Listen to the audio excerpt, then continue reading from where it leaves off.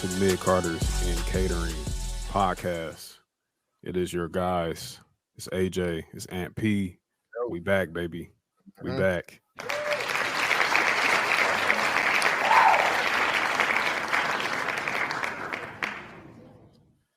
Man, I like that. That never gets old, bro. That never gets old. Giving ourselves flowers. You feel me? I mean, shit, you got to, man.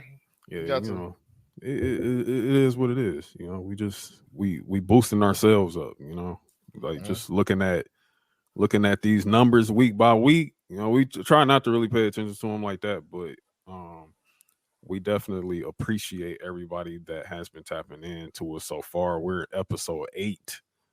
Episode 8, man. It seems like time is flying. We two away from another small mini milestone. Episode 10 is on the way. We are just this week passing. We're just getting past the WWE Crown Jewel. It was a pretty solid event. I honestly will say it's one of the best this year, in my opinion. Definitely. Um, yeah, Definitely. it was. Really. Yeah, it was a really solid event, man. That Saudi money different, bro. Hey, I'm gonna say this much. I don't think WWE had a miss this year as far as PLEs. They've been hitting You, on all the PLEs this year. you know what? As you say that, even going back to like when Vince was still like running things, I still don't feel we had a bad PLE this year. Like I really don't think we have. Like we've had Hell in a Cell was even good. Yep. Extreme Rules, which is something we really don't usually care about. Like we never really cared about Extreme Rules, but like this year's Extreme Rules was like really great. All stipulations. It was Yeah, all all stipulations. stipulations all the way through. Yep. They didn't really slack on that. They had a full stipulation joint. They didn't have like even though there was no Roman, no Roman title defense on it. It still like held its own as a really good PLE this year. Yeah.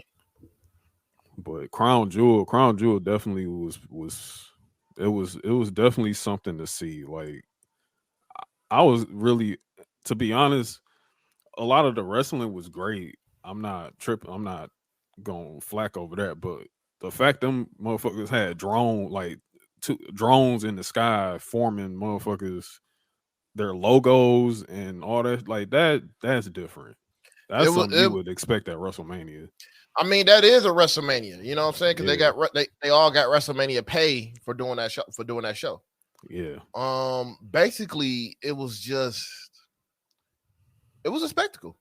yeah. It was a fucking spectacle. Absolutely, It was absolutely. nothing but a spectacle. And I think it's gonna end up being more and more spectacles. I just hope with them keep going over there doing this that they don't go too crazy. I know they said everything the best for WrestleMania and all that shit, but yeah, sometimes it get me wondering, like, damn, like, will they dry this out? But the Saudi fans they've been good, they've been Yeah, good. and hella supportive too. Yeah. Like supportive of like you just see all the kids in the crowd. Like those kids they're going crazy. These are rock stars to them. Like for You sure, for sure. you ain't got motherfuckers trying to get themselves over all type of shit, man. It's just Yeah, yeah, yeah. it's been It's legit. Like they were out there chanting for pretty much everyone that night, and it definitely was an experience for all of them. I know some people have their issues with going to Saudi and taking blood money and all that shit, but look, it's look, look, about the look. kids. No, Like I don't know let, why y'all can't.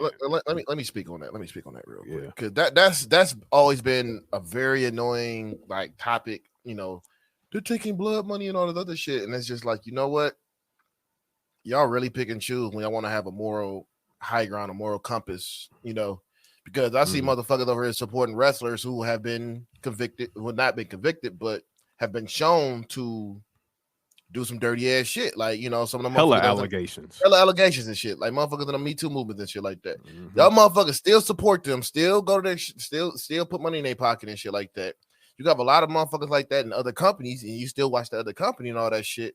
But you want to take a moral high ground when it comes to this shit. And it's just like, bro, just be consistent with your bullshit. That's all.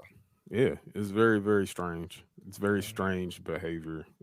Because even though WWE's been holding their yearly events over in Saudi, no one has been harmed. No one has been no harm has come to anyone by them doing these events over there. The only mishap I would say was that plane not leaving when it was supposed to leave.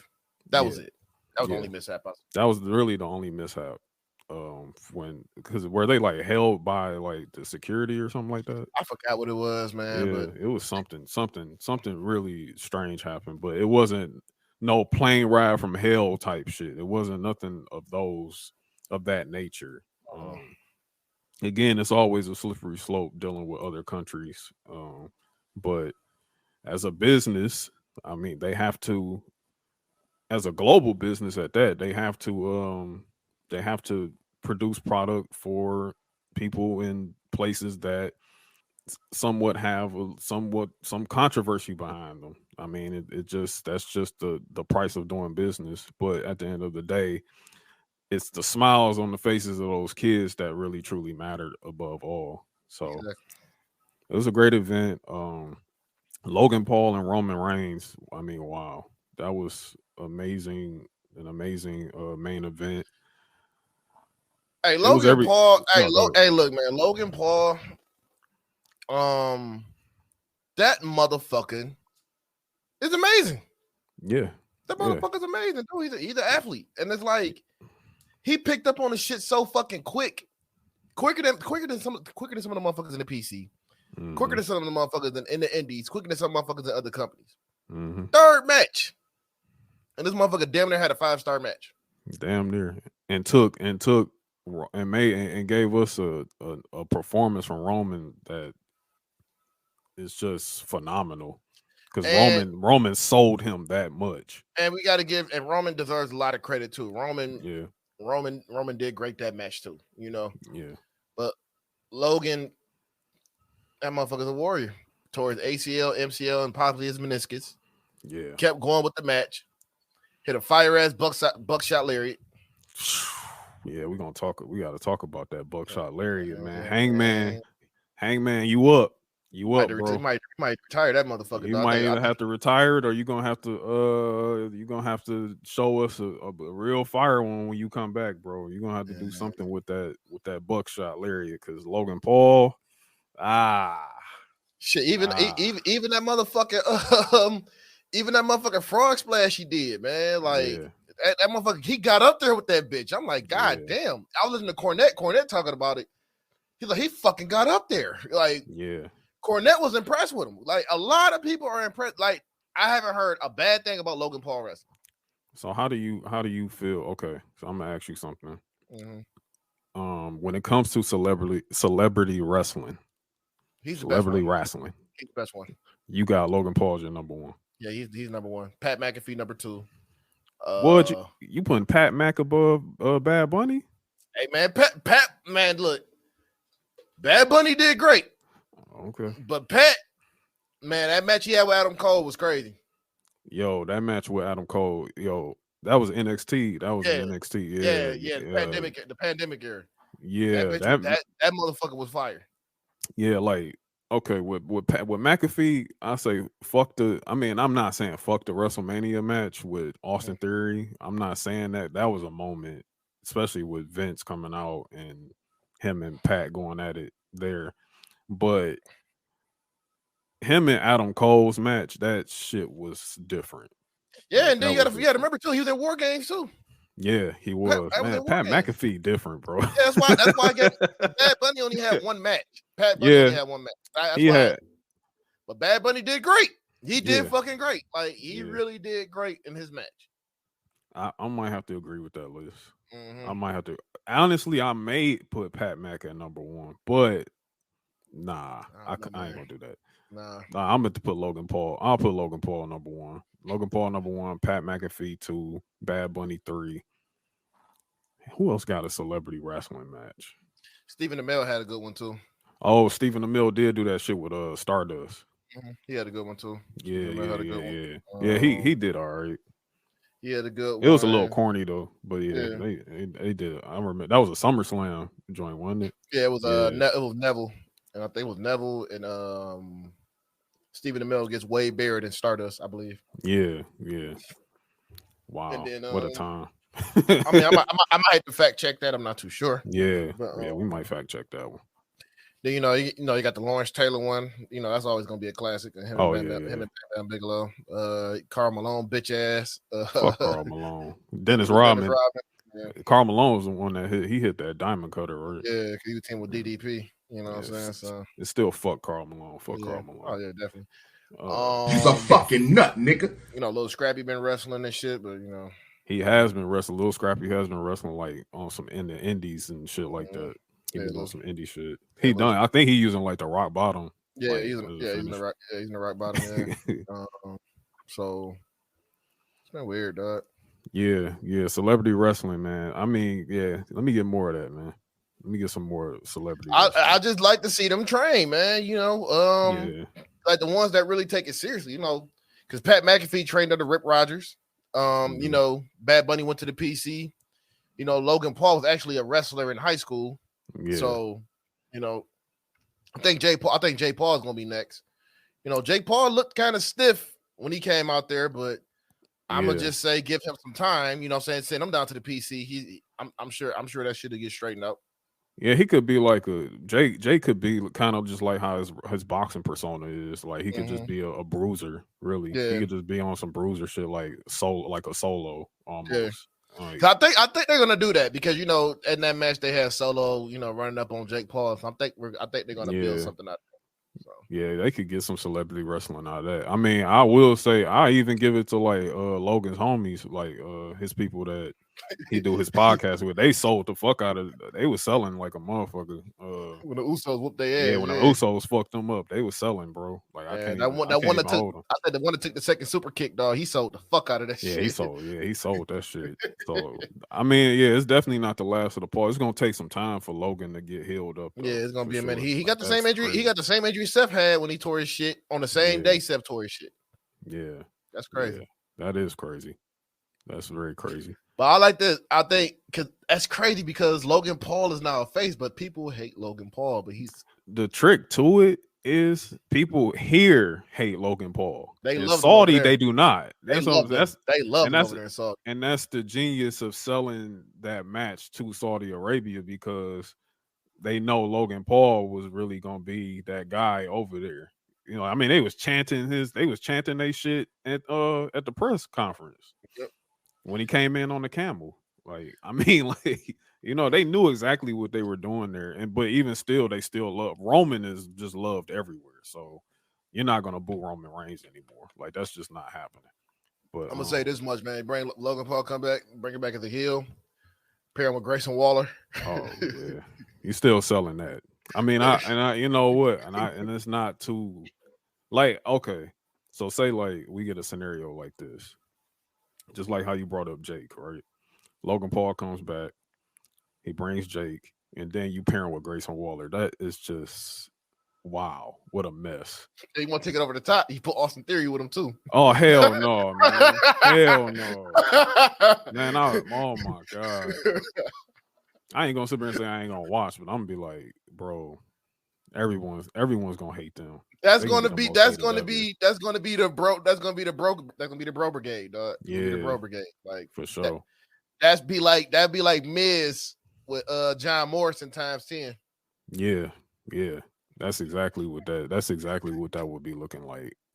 Except they just a lot more obnoxious. All the selfies, YouTubes, niggas going live, all type of shit, man. That's what I'm saying. Like Grayson Waller already, like, he doing the experience. He already live on Instagram when he do that shit. Hey man, Grayson Waller. Hey man, shout out to that man too. He been cooking. Yeah, Grayson Waller is here to stay. He's here to stay, man. He been cooking. He been cooking the wrestling club, dog. I'm sorry. Yeah, bro. Like I was about to say, you seen him cooking little kids, bro. Hey man, that's on Victor Perry, dog. That's on Victor Perry, man. You got to fix that shit, bro. Cause man, y'all gonna have to pull up to the PC on that. That man talking crazy. But I will say the kids was giving him some bars though. They definitely was throwing some bars his way. But Grayson just being Grayson the most disrespectful way possible with a whole lot of popcorn on top. Like you can tell it's really like everybody's having fun with this shit. And like that's what's up. And that's what it's all about. I mean, man, Grayson might, and you know they high on Grayson too over there. They high on Grayson in the main roster, dog. So yeah, they high on him. So yeah, when they get called up. Yeah, it's gonna be different, man. It's gonna be real different with Grayson. I hope he keep that obnoxious theme that he has. It's so fucking Grayson Waller, man. No, have you heard? No, his original one is worse than that. See, I don't remember. Oh, man, I can't remember the original one. I remember this one. I got you, dog. It sounds like some DJ Mustard shit, dog. Like, that shit is terrible. Oh man, hold on. This is it right here. Okay, yeah, that's some bullshit. Hold on, wait till the lyrics.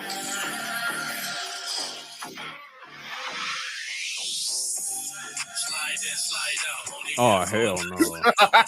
Hell no! Hell no! It's still obnoxious, just like this latest one. Like talking about this one right here. Yes, man. That shit is funny as hell. That motherfucker come out with boxing shorts on. That shit is ridiculous, man. Because you would expect Grayson Waller to like listen to that while he driving in his fucking hell yeah, man. I mean, you see the way that motherfucker dress, driving around in the fucking GTR, Nissan GTR and shit. I mean, you see the way that motherfucker. You see the way that motherfucker, man. Yeah, dog. Yeah, man. Shout out Grayson Waller. But I don't know if I forgot we didn't get into this. Like, I mean, how's your week been, bro? I mean, we were so busy talking about Crown Jewel. You know, It's a Trap is out now. Hey, rap shit. It's a Trap is out right now. A lot of great reviews for it. People love Pop Off. Yeah. Pop Off. I've been seeing a few people talking to you about it and saying like they have it on constant repeat. Yeah. You know what I'm saying? Like, so that's what's up. You've been putting out some promos using it. Me personally, I mean, Pop Off is tight. You know what I'm saying? Like, it's fire. It's some heat. But State of Mind has been definitely my choice, my pick, and I'm waiting for that extended version of State of Mind. I hate to put you out there like that. You know, I got a lot of complaints about the project being too short. It's only 17 minutes. So, I mean, I ain't trying to say everybody got short attention spans, but a lot of people got short attention spans. They don't really have the time to listen to a full length project like a 17 to 18 track project. But that's fair. That's fair. You know, I can, like, for me, okay. The perfect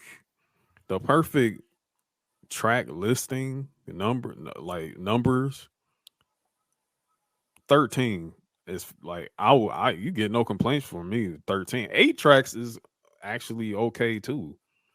You know, like I don't have an issue with that at all. You know, 17 to 18 to 20 is just where we getting egregious. Like that's double disc to me. Yeah, and I ain't want to and I ain't want to do all that because you know this is the first drop I got on Empire and shit. So you know I just wanted to keep that simple. Yeah. I just did 7 tracks. You know, kept them short. Kept them like under 3 minutes, I guess. You know, because that's been a thing too. You know, just did what I can with that shit. You know, everything. You know, everybody was fucking with it. Like I said, the only complaint I had was it was just too short. Yeah, and you know that's fine because that leaves people wanting more. Exactly, and that's that sweet science of everything. It's always wanting to leave people wanting more. So, definitely big applause to you. Appreciate that. I commend you on your good work. You got my support in that. And here's to more, bro. Here's to more. Definitely. I got some more shit coming though. Gotta do some videos and everything. So yeah. Yeah, Mhm. definitely. I don't know. See, you already did State of Mind, so it was like I can't. My cameo is not. Yeah, I couldn't get my cameo for State of Mind. So Just show up for the pop-off video because that's see, the next one. I don't. Is Rodney Montgomery pulling up? Yeah, Robert. Yeah, he's gonna be there. I mean Robert. I'm sorry. Robert's gonna be there. Yeah. So yeah, That shit been throwing man. Robert been throwing people off too. They like, man, what the fuck? Where the fuck did he? I'm like, yeah, he there. Like, he's real. Like, yeah, he's real. He's a real person. Yeah, he's a real person. It's not a parody. Robert is a real guy. But that's what's up, man. I'm glad to hear all of that. My week been pretty chill. Pretty chill week. Honestly, I feel like I'm having short term memory loss because I'll just be thinking like, what the fuck happened this week? But I guess really just good things. Really, just a bunch of good stuff. Staying busy. Yeah, like I feel like something happened this week, but maybe not. But maybe it didn't. Maybe it's just that I'm looking forward to stuff. Like maybe that's what it is. Everything just moves fast. Yeah, everything. Yeah, man, everything moves so fucking fast, bro. And it's just you celebrate these little small moments and whatnot. And sooner or later, they become like very, very normal. So Right. I guess that's the best way to look at it. You know, I just got a lot of gratitude. That's really all it is. Yeah. That's pretty much it, man. But that's it. So I guess we talked about Crown Jewel. I guess we're gonna pivot over to like news, bro. I mean, let's do it. Yeah. Been a slow week though. So. I'm afraid I've got some bad news. Yeah, it has been a slow week. Thankfully, like it has been a slow week. Thankfully, I mean we can say that with confidence. However, we can't always get around silly shit, right? I mean, there is always something silly going on. So I guess we'll start off with the main course. CM Punk. CM Punk has emerged into the public sphere once again. And not with any wrestling promotion, but one that kicked his ass twice. Post WWE, except this time he's where he belongs. And CM Punk has returned to MMA, except in the commentary booth. He does no reason to be in the octagon whatsoever. He looked so fucking happy, dog. Yeah. He looked so happy. Yeah. He had some quips. He was talking shit. That man looked happy, dog. Yeah. He finally can use something that has pretty much been the engine of his post original WWE career, and that's his fucking mouth. That's pretty much what he's good at right now. Yeah, is using his motor mouth. Yeah, and he was just in that bitch. He was cracking jokes with the guy. They had some joke. I guess they had some jokes about the the scrum or some shit like that. They had a joke about that shit. Oh, they did jokes about the scrum? Yeah, they said something, man. They said something. I started laughing. I'm like, this man look happy. I'm like, AEW have him stressed the fuck out. Yeah, I mean, he was the main one talking about like, I mean, here working with children and shit like that. And I'm guessing now he doesn't feel like he's around the kiddie shit no more. He can like really just be. He can just find a little bit of solace and a little bit of peace in what he does. It's funny we talking about CM Punk here because Eric Bischoff happened to have some side commentary about CM Punk. Shout out to Eric. Yeah, shout out to Eric saying that he's kind of like basically on our side, but not the business side of CM Punk when it comes to returning to like the WWE scenario. He's saying that CM Punk should stay far the fuck away because he's just fragile and unstable and old. I mean, he got a point. Yeah, he does have a point. But business. What's best for business? You saying the business side too? Like, You say what again? I'm sorry. He was saying something about the business side, like, you know. I don't think he really spoke too much to the business side of it. He was just saying basically that CM Punk is just, you know, he's basically a wasted goods if he returns back to WWE because he's just too unstable, too fragile, too old. But where I disagree with that, and which I know you also disagree with as well, we both know that CM Punk returned back on a part-time situation that he's going to be a draw for big events. If that's what he wants to do. I think If he that's stayed, something. no, go ahead. I think that is something he wants to do because, you know, he was full-time at AEW, but they overused the fuck out of him. You know, that man was doing commentary. He was speaking every goddamn week. All that shit. Even on Rampage, doing Rampage too. Like he would do Dynamite and do Rampage. I'll say this much: if he does go back, yeah, you can give him on a part-time basis. Give him his broken skull session so he can vent his frustrations out. Yeah, that'll drive in a lot of viewers. You want to know something? Something that I'm kind of gauging from this, being that you said he was joking about the scrum. Maybe he don't. Maybe he won't have an NDA. I don't think he will. Because if he agreed to an NDA, I don't think them jokes would have been flying during this commentary. I'm gonna say it like this. I think the reason why I think there's not going to be an NDA because fucking AEW is firing off salvos on their side. You got Jericho saying some shit, and all that shit can be used in a lawsuit.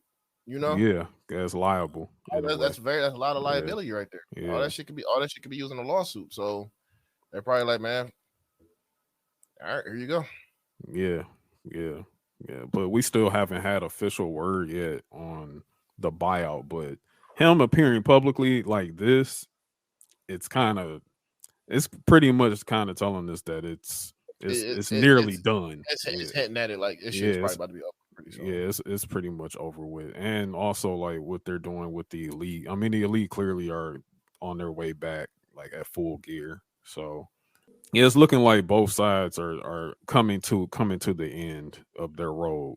Yeah. And so yeah, that's what we have there with CM Punk. WWE side, there's a very good chance that Triple H is probably going to be bringing back the King of the Ring. I would love that. Set that up for. I think they're getting rid of Money in the Bank. Yeah, they're going to replace King of the Ring.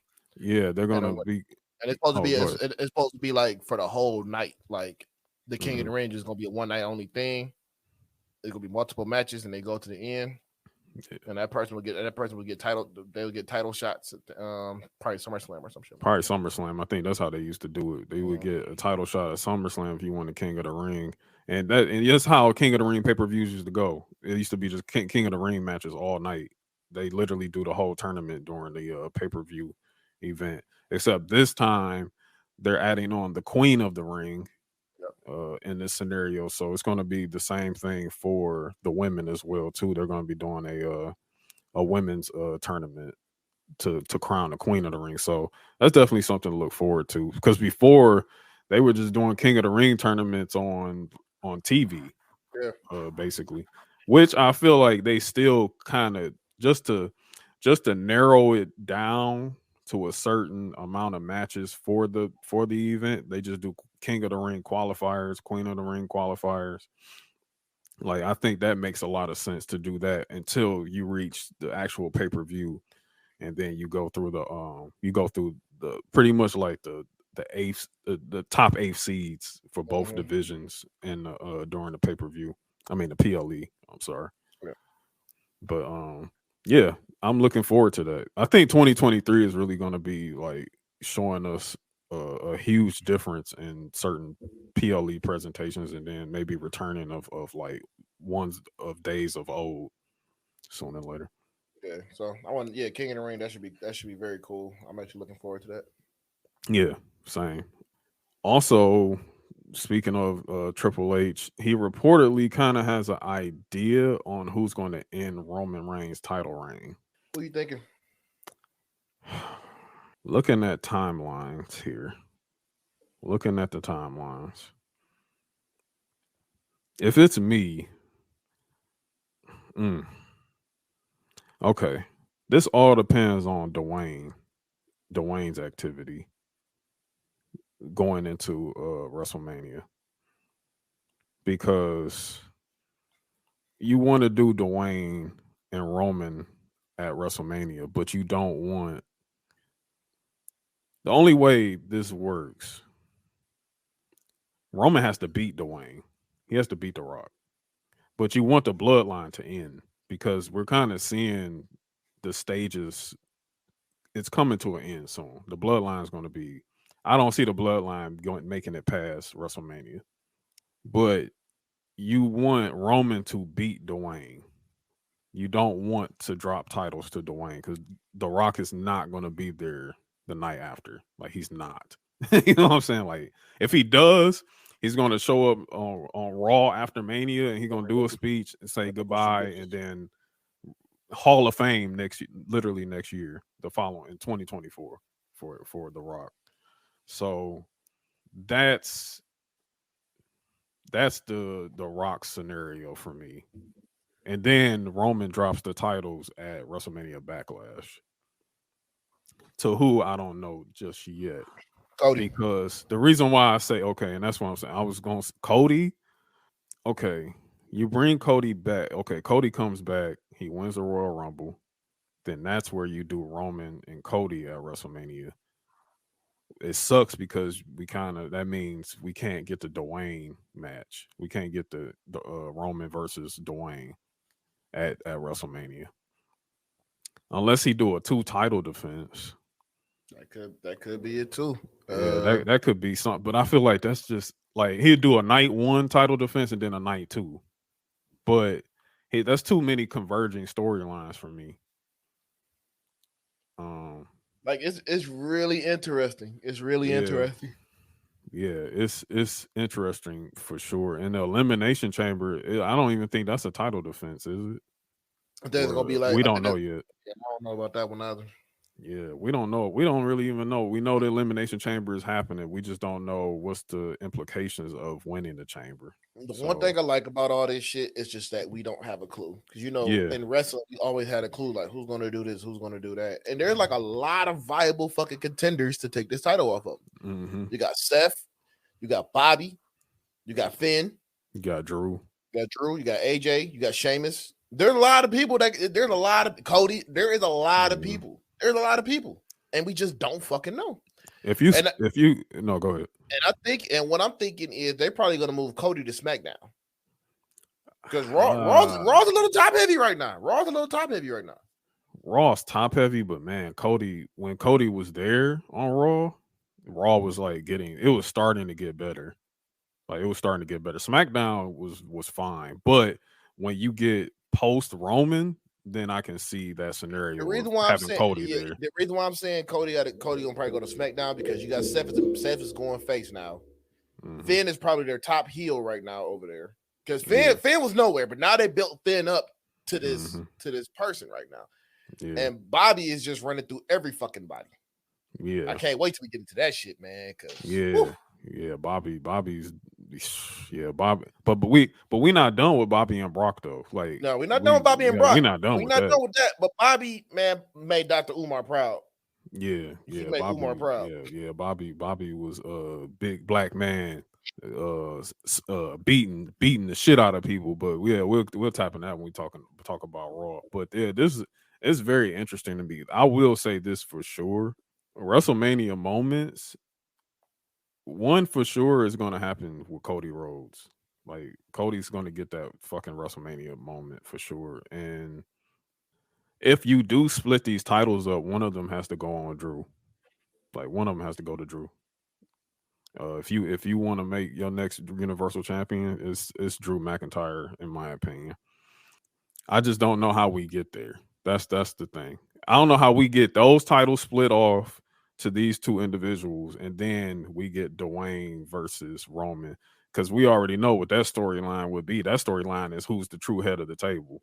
You know what I'm saying? And that's where Roman, because you have to drive Roman to become the Mad King. Like that's where we have to go. We already kind of seeing dissension in the bloodline already with Jay. We starting to see a little bit of dissension, but we see also there's still loyalty there.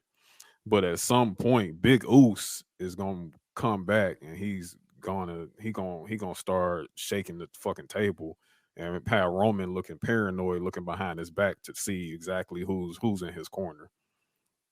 Who he got to burn at the stake. Like this is gonna be like some really. This is why you got to get Dwayne at WrestleMania. Because because Dwayne is damn near a billionaire anyway, nigga. So that is yeah. Like this is like. I mean, but the season's been planted. The season's been planted by Dwayne too. So you know. Yeah.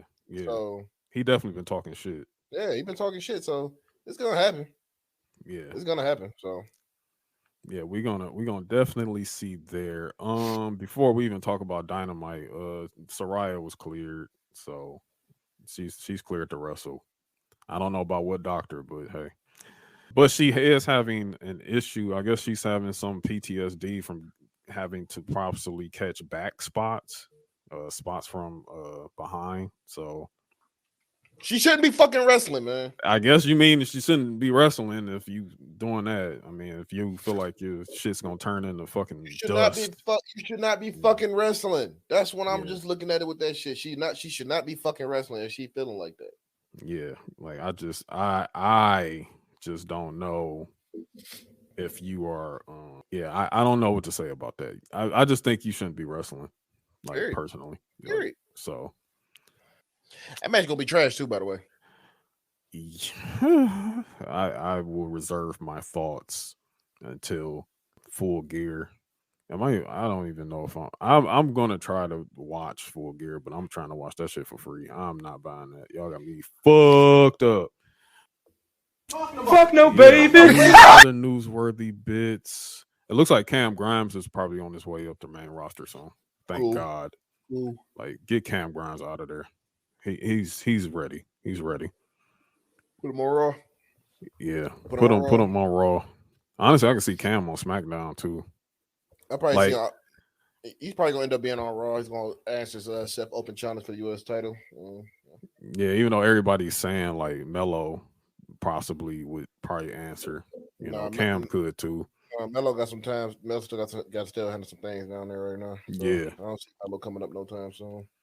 Yeah, we'll see how this ends with him and Wes. But I still feel like after Braun is done with this JD, Von Wagner, Apollo Crews business, then that's probably when we'll probably see him and Melo have a nice little series. And then Melo, I think Melo's probably a night after WrestleMania debut. Yeah, I don't see him coming up earlier. I feel like he gonna do one last stand and deliver, and then that's it. But yeah, that's news, man. That's all I got. I mean, if you had anything. Yeah, shit, man. I hate that I gotta go out into this bullshit today, man. It's snowing now? No, it ain't snowing, I don't think. No, it still ain't snowing. I just don't. Yeah, it's snowing over here now. Oh, now you got snow. I told you that shit was coming, bro. But it's all good though. I gotta No, I just didn't want to leave the house today, though. I just wanted to be in this bitch relaxing, playing God of War. Bro, that's legit what I'm going to do after we're done recording. Like, I'm going to get back on Ragnarok. I haven't played since what's today? Saturday? Oh, I'm sorry, breaking the fourth wall. Probably 2 days ago. Probably Thursday. Thursday was the last time I played. Yeah. I don't want to do no spoilers, man, but yeah. Get to the next subject. Yeah, next subject. Let's tap into what's happening in wrestling this week.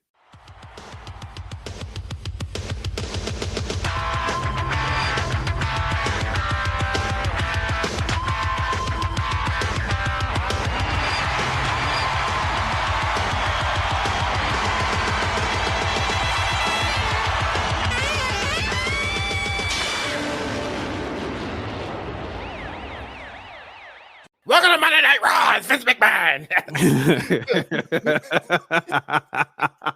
What a maneuver!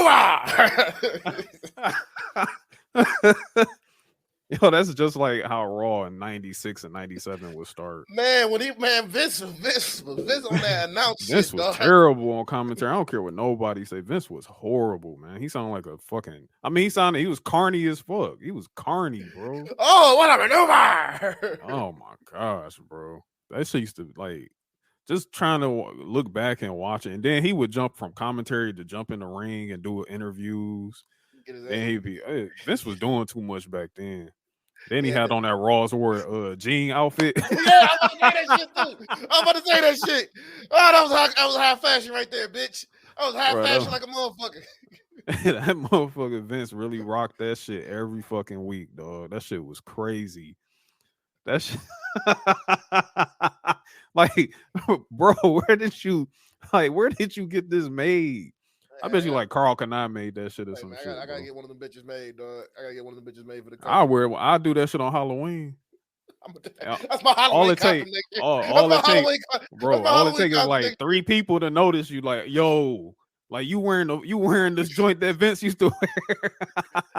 get the fake ass hair and shit. Oh Hell my god! Yeah. Oh my god! It's a Halloween costume, motherfucker. That shit too funny, bro. I'm coming that bitch like, what a maneuver! Welcome to Monday Night Raw.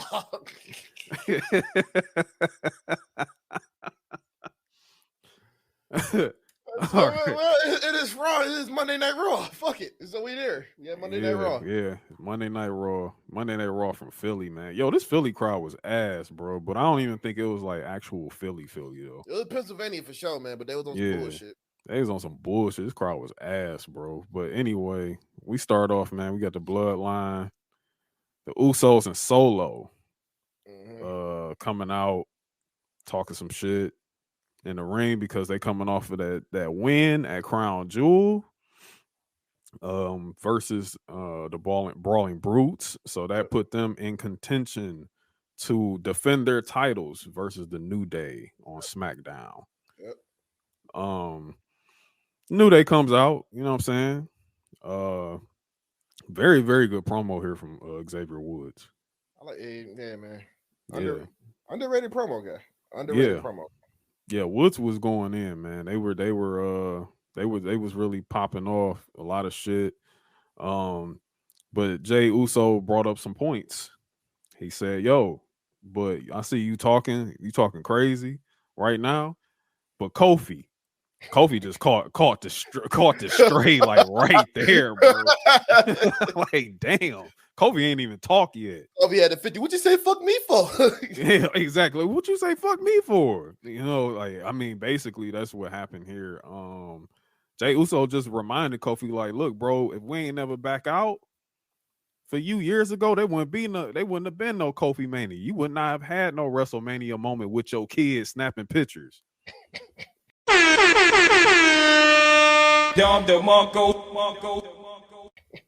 Hey man, I'm Uso, like, damn.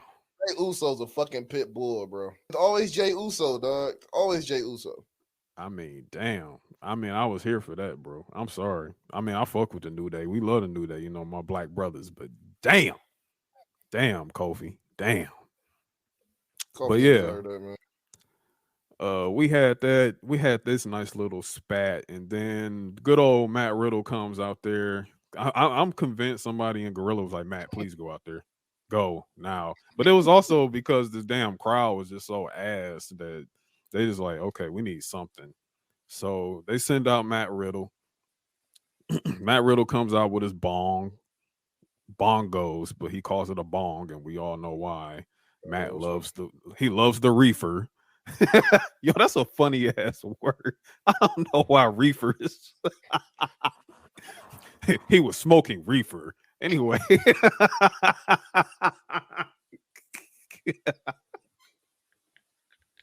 fuck is wrong with you, dog? The fuck is wrong with you, man? The fuck is wrong with you?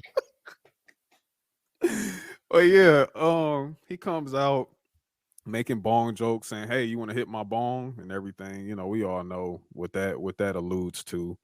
Mm-hmm. And this ends up turning into a match, a 6-man tag. We had the Bloodline versus New Day with Matt Riddle. This match was like really, really fire. It was a really fire match. Personally, if I was booking, I wouldn't have gave away the Usos versus the New Day right there because they was gonna face each other Friday. I would have just did Solo versus Matt Riddle right there. Yeah, and I thought they were going to do that, but yeah. It was just a little bit overbooked. Yeah, there, in my opinion. Matt had a lot of crazy offense in this match. A lot of crazy offense. He was in his bag. Matt Riddle was going crazy in this match. He was doing a lot of stuff by himself. But I think they went a whole 40 minutes, like overall, with this. So they was out there working for a minute. And it ends up Solo captures the win, doing a spinning solo. And they did a real good smart tag. I think it was Jimmy. Or was it Jay? I feel like it was Jimmy. It was an Uso. It was a Uso. He ended up smart tagging somebody. They got tossed out. Matt Riddle turns around, catches that spinning solo, 1, 2, 3. And that was that. The next matchup, we get Baron Corbin versus Cedric Alexander. Very interesting. We hadn't seen Cedric Alexander in a year. Yeah, so Cedric got, Cedric got squashed. Yeah, he got squashed. Caught the end of days. That was that. JBL really needs to dial it down on the right wing talk. Like, seriously. I mean that's his character, man. He's a right wing motherfucker, man. But that's him in real life. But I feel you on that shit though. Yeah, it's just like, yo, and then the midterm elections was like the next day. You know what I'm saying? Like, bro, like it's like, come on, man. Like he was like, what's up, snowflakes and woke people? It's just like, bro, like these people don't exist, but like, God bless Texas. Yeah, God bless Texas. Like he can be that heel without having to go there, but I understand at the same time why he does. But it is what it is. Old school heel heat, man. Old school heel heat. Very, very much so. Texas. Next. Texas. Next match, Seth Rollins attempted to do his open challenge. This was actually pretty funny. Seth was laughing. Seth is gold, man. So Seth comes out, he's talking his big shit and all that. Next thing you know, interesting enough, the Judgment Day music hits. And everybody like, oh, okay. Streetwear Finn, baby. Streetwear Finn. My guy, Streetwear Finn, pulls up to the ring, doing his little shoulder shit and all that, shoulder lean. Man. I mean, you could swear that's what he was on that night. Because he actually almost dropped the F-bomb during this shit. Like, that was pretty funny. He kind of brings up some old wounds, man. He talks about, like, yo, I want this. I got to win a title off of you because of that shit you did years ago when I tore my fucking rotator cuff wrestling you the first time we went against one another for the Universal Championship. So Finn wants smoke. He wants that smoke. He wants to go at Seth Rollins. He wants the U.S. title off of him. Then we get interrupted. The OC. The OC. Hey, shit ain't done yet, baby. Shit is not done yet. As we know, the Judgment Day, they beat the OC in Saudi. They won the match with a lot of help from Rhea Ripley. That happened. So OC comes out and they're like, yo, we're getting tired of the Eradicator. So it is time. It's time for us to even the odds. And with that, we get a returning Mia Yim. She attacks Rhea outside the ring, whoops her ass with the kendo stick. Tore her ass up. Dominic was getting his ass whooped. Everybody died. Yeah, everybody was catching the fade. Big Luke Gallows was over there tackling fucking Damian Priest over the damn table and shit. Yeah, we got some real bar fighting type shit going on there, man. We got something there. So Mia Yim is officially back in WWE and is officially a part of the OC. Crazy. So yeah, crazy. Yes. Crazy. H man is bringing back all his children. He's bringing them all back. So there's going to be definitely a Keith Lee watch happening. And boy, let me tell you, Keith Lee's energy right now, boy, we'll talk about Dynamite in a few. But anyway, so while this is all going on, the funny comedy aspect of all of this, Seth Rollins is just standing there watching, and then he just ducks out the ring. He creeps out the back door, like, yeah. So I'm gonna leave y'all to it, bro, and I'm gonna come back later. Y'all have a good time, bro. Y'all be blessed now. Hey man, look, and we gotta give Seth credit for this shit. That man be coming out there in the Detroit staple. He be coming out there in the Sherlin, dog. Yeah, he did. He definitely rolls out there in the Sherlin. So I know he be hot. I know he hot wearing that shit, man. I know you hot than a motherfucker. I mean, it may be a little chilly outside, but it ain't cold in there. You know what I'm saying? But shout out Seth, man. That's funny. Seth is too good, man. He's too good.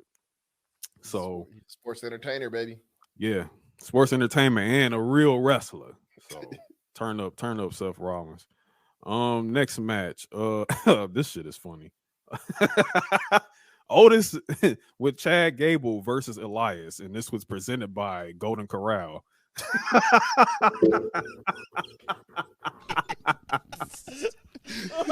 Big meaty man slapping meat.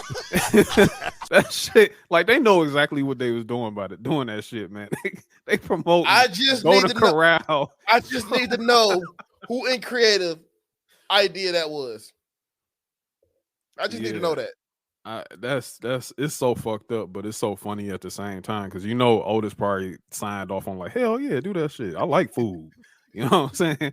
It's just that shit is just too funny. I was like, why would I had a smirk on his face and everything, like, oh yeah, yeah, I'll do that. You know, I love me a good buffet. You know what I'm saying? You know, right. So, yeah. So that, I had to really throw that out. I said, yo, this match was presented by Golden Corral. Crazy. Really nothing here too much. I mean, distraction by Gable. Otis wins via pinfall. So that was that. The next segment was Nikki Cross. She's aligned with Damage Control. They had a segment with Bianca, Asuka, and Alexa coming out. Hold on. Before you do that, there were some force. There was like a tease. There was like a tease there. When Rhea and Judgment Day was talking to the lady about me and Young coming back, and she was just like, you know, there's no problem. I'm gonna handle that. And then Bianca walks up with Rhea. Rhea says, "Hey, champ." So there's some foreshadowing there. Yeah, there is some foreshadowing going on there because next feud. I don't know if anybody ready for that one. And it makes sense because we're picking up where we left off from back before SummerSlam because Rhea got hurt. Yeah. And remember at the time she's the number one contender to face Bianca at SummerSlam, and it ended up shifting gears there. Ended up becoming Becky, who ended up getting hurt at SummerSlam. So it was just a lot. Like it was a lot of shifting going on there. So it looks like we about to pick up. We're about to pick up and put the Judgment Day in some title contentions for sure. Honestly, you know what? You know what's crazy? You know what I can really see here? What's that? With Judgment Day? Yeah, it's time for them to put some belts on them. It's time to get some belts. Like tag team, I can see that being Priest and Dominic. Rhea gets a Raw women's title, and then you put the U.S. title on Finn, or if you split the titles and give him a feud with like Cody or whatever. Because right now it looks like because initially, quiet as it kept, Hunter actually didn't like the Judgment Day. I can see that. Yeah, he actually didn't like the Judgment Day. This was a Vince thing. So, but since how things have been going, he's gotten behind the Judgment Day. So when Hunter gets behind like a faction or gets behind a group of talents, he wants to put belts on them. Yeah, he want to put belts on them. So, and you know how he loves tag team wrestling, so I could definitely see something along those lines where Judgment Day ends up being the next big bad behind when the bloodline is finally over. So that's something interesting. But going back to this, they ended up getting into a brawl with Damage Control, and now Nikki Cross comes out to attack. She comes out to attack Bianca and company, and right there, Bianca says, you know what? Enough of this shit. I want y'all at War Games. So we get our women's. Honestly, I don't know how many War Games matches we're doing here because it's looking like it's gonna be a like. I think we're only doing the men's and the women's. Men's and the women's because it's just kind of strange how this is setting up. Unless they do, I think the OC and the Judgment Day is just gonna be a mixed 4-man tag. And I'm thinking that's gonna be like a Survivor Series match. I can see that. Survivor Series elimination. I can see that. Well, then again, I don't know. That we'll have to see. But yeah, for sure. We're getting the men's and we're getting the women's War Games match. Yeah, that's happening. Yeah. It's looking like that's how it's gonna be setting up for sure. But yeah, we do got the first War Games match confirmed with Bianca Belair and company. Then next we pivot into earlier I think this wasn't even on air, but Shelton Benjamin and Austin Theory get into it in the back.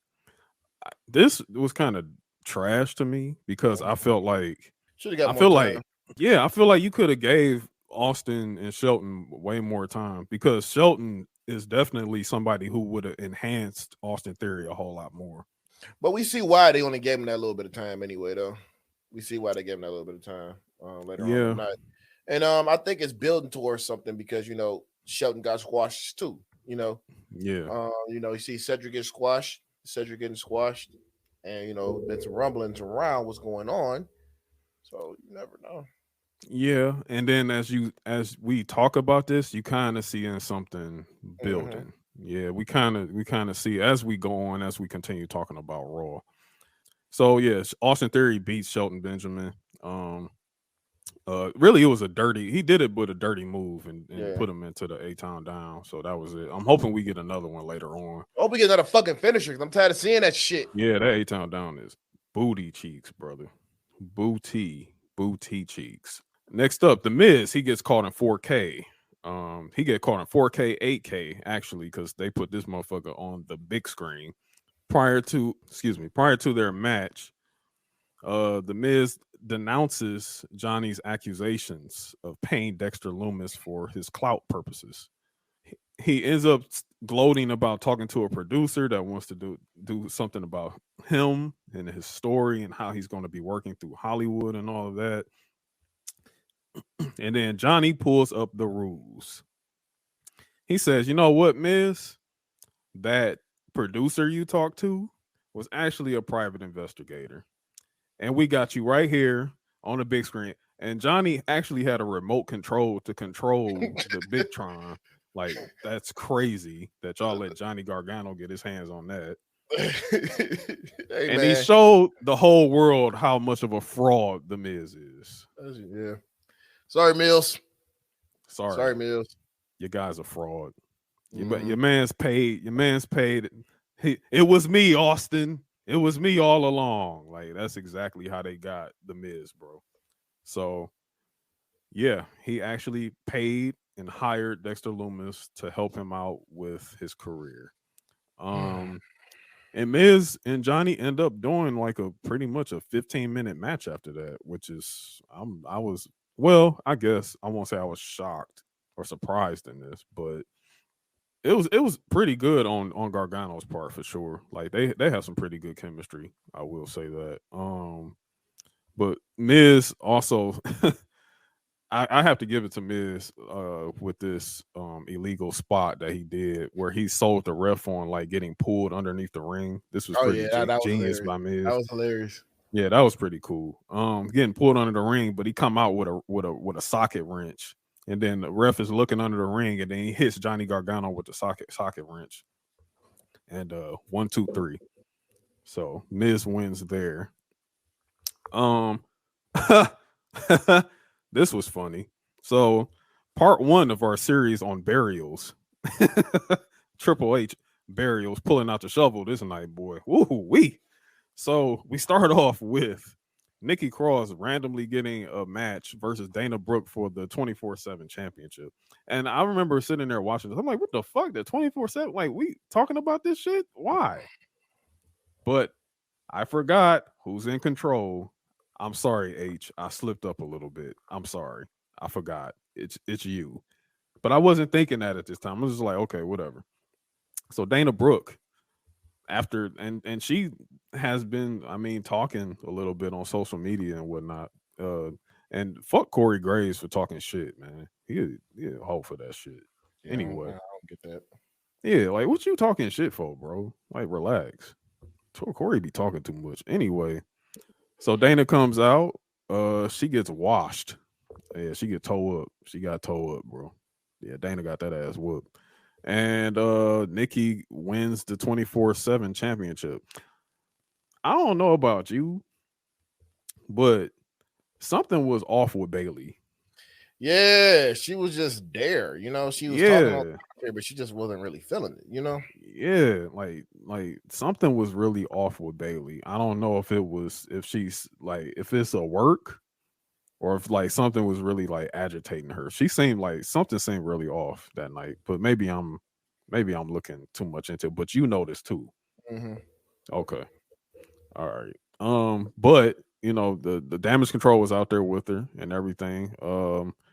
Nikki wins the 24/7 championship. I think they said she's like the 70th winner of the 24/7 champ. I'm not sure. I don't know. Because I know our truth has like 54 reigns. Man, our truth is the Ric Flair of that bitch, man. Yeah. So after that, we get a backstage part where Nikki is walking with the title on her shoulder, Mm-hmm.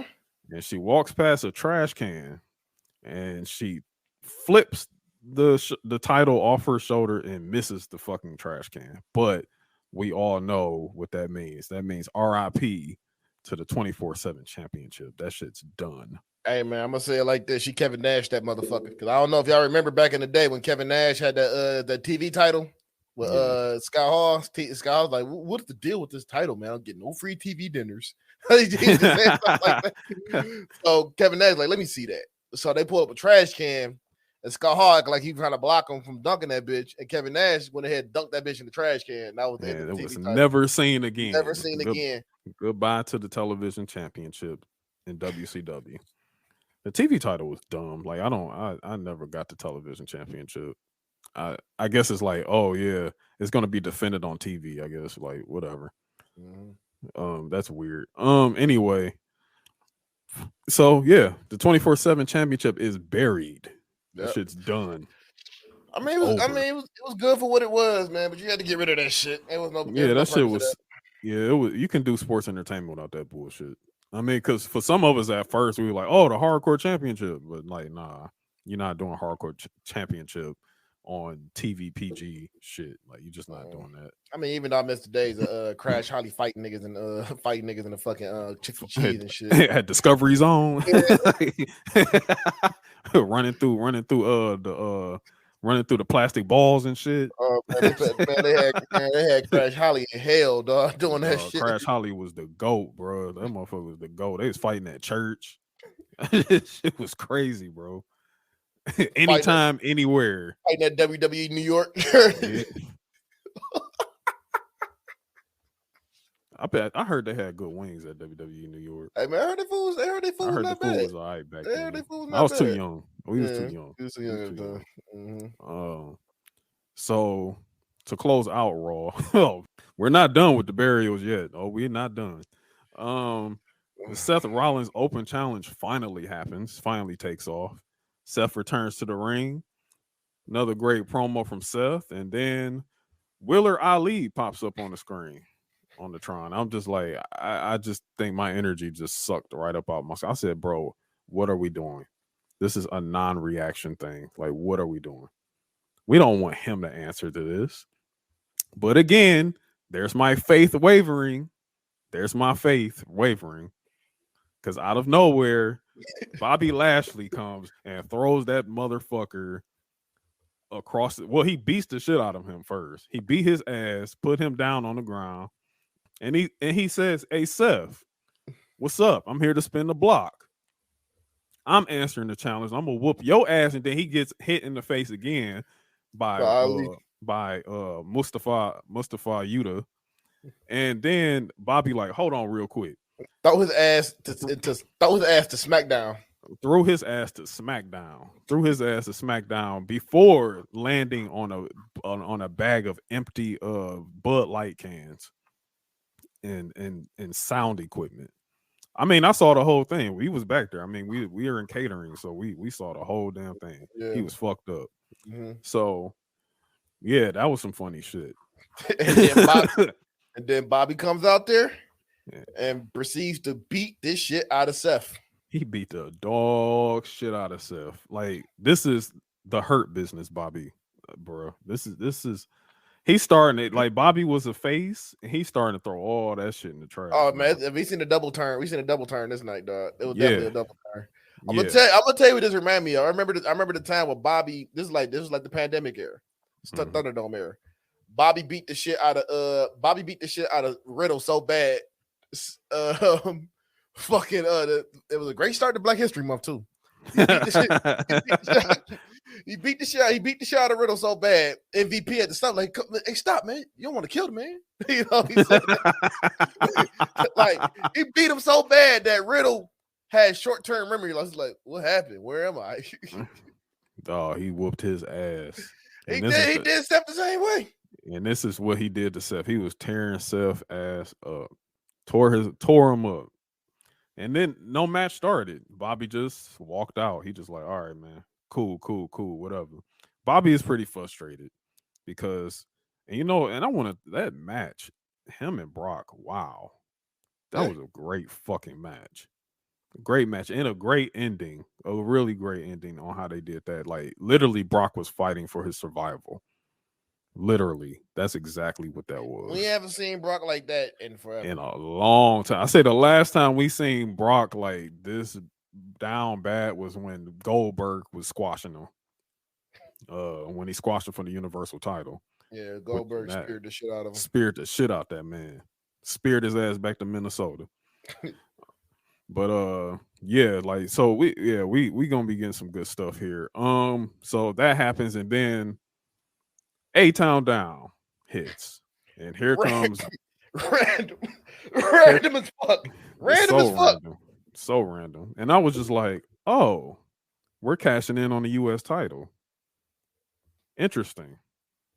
Very interesting. Because I mean, I guess usually we're used to everybody cashing in on an actual championship.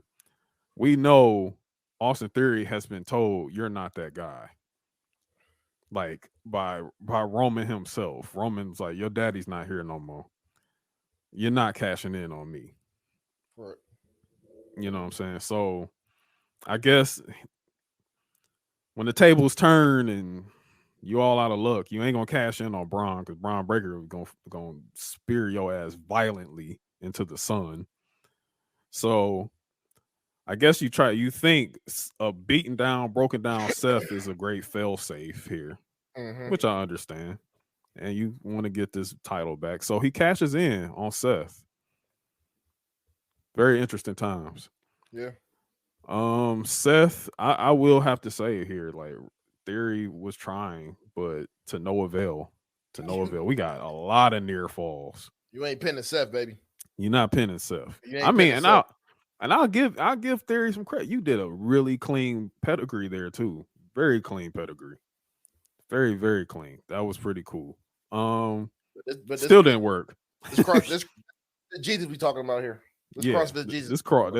Seth became CrossFit Jesus. The blonde, he has blonde streaks in his hair again, bro. You're not beating that Seth Rollins. Nah. He put you in the dirt, bro. Seth put you in the dirt that night. But hold on. We're not done. We're not done. Theory almost had him. He almost hit him with the 8-down down. Almost. The ref counting. All you hear is big black nigga. He pulled the ref out the ring. Here go Bobby. Bobby waiting for Bobby like, oh yeah, nah, nigga. Bobby Lashley returns again. Like, Bobby is different, bro. Bobby is like mad Bobby. Like, he turning into TNA Bobby.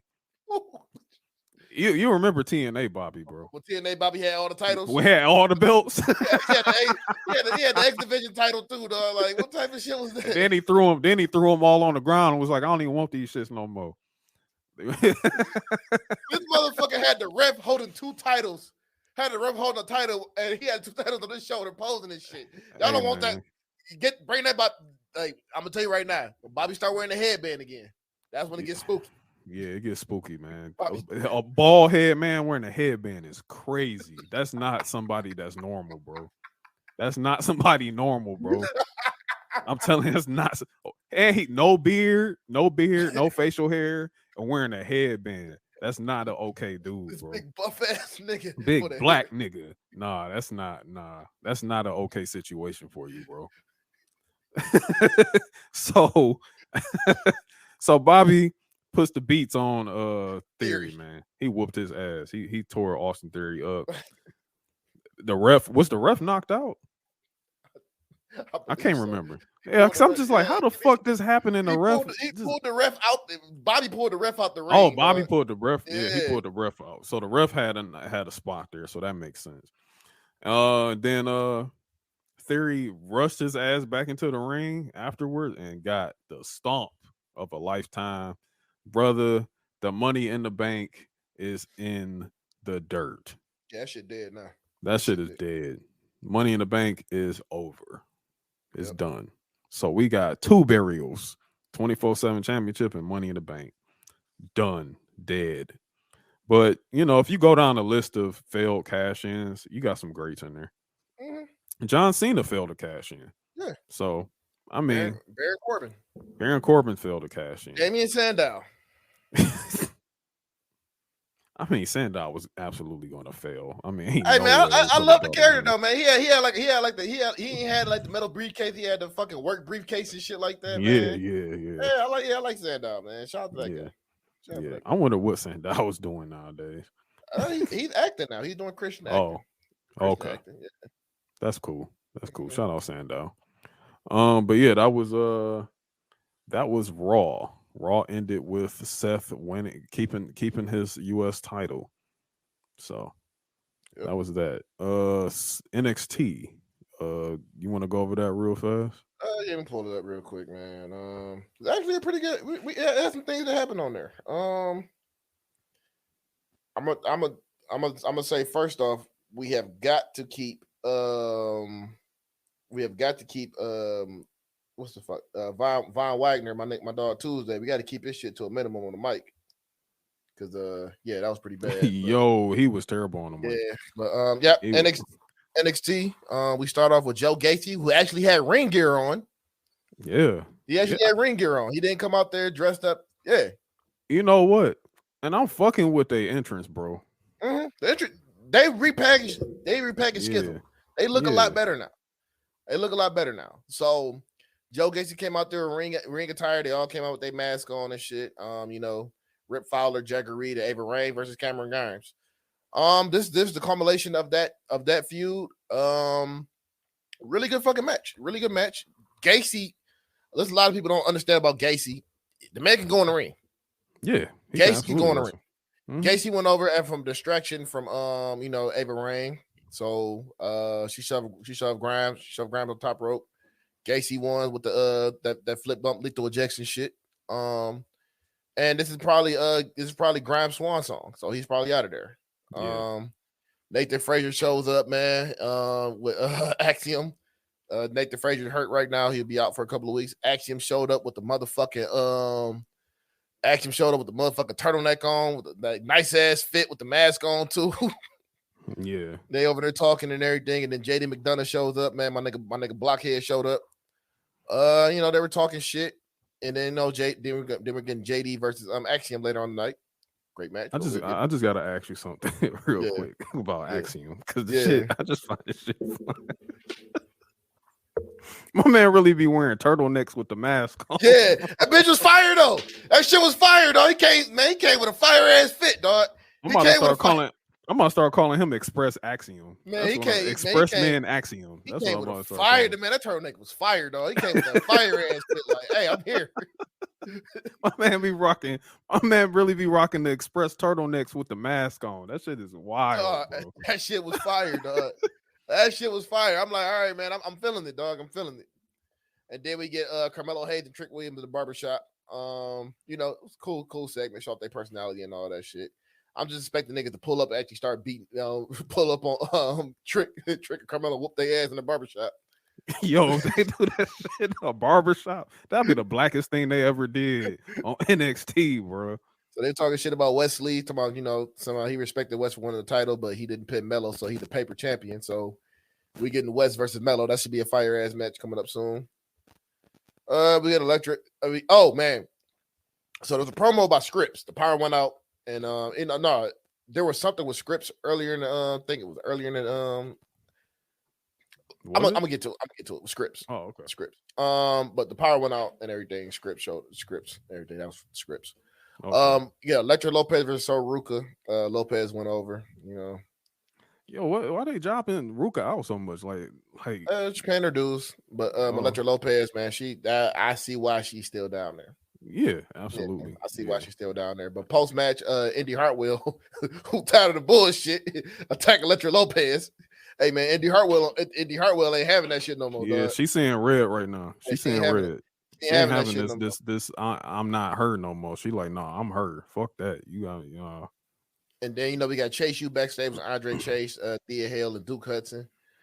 But Thea Hale reminded me of Scrappy Doo. Yeah. Scrappy Doo. So then we had the video with JC Jane and what's her fucking Mandy Rose. I apologize, Mandy Rose. We were talking and everything. JC Jane get pulled out of a car, got beat up.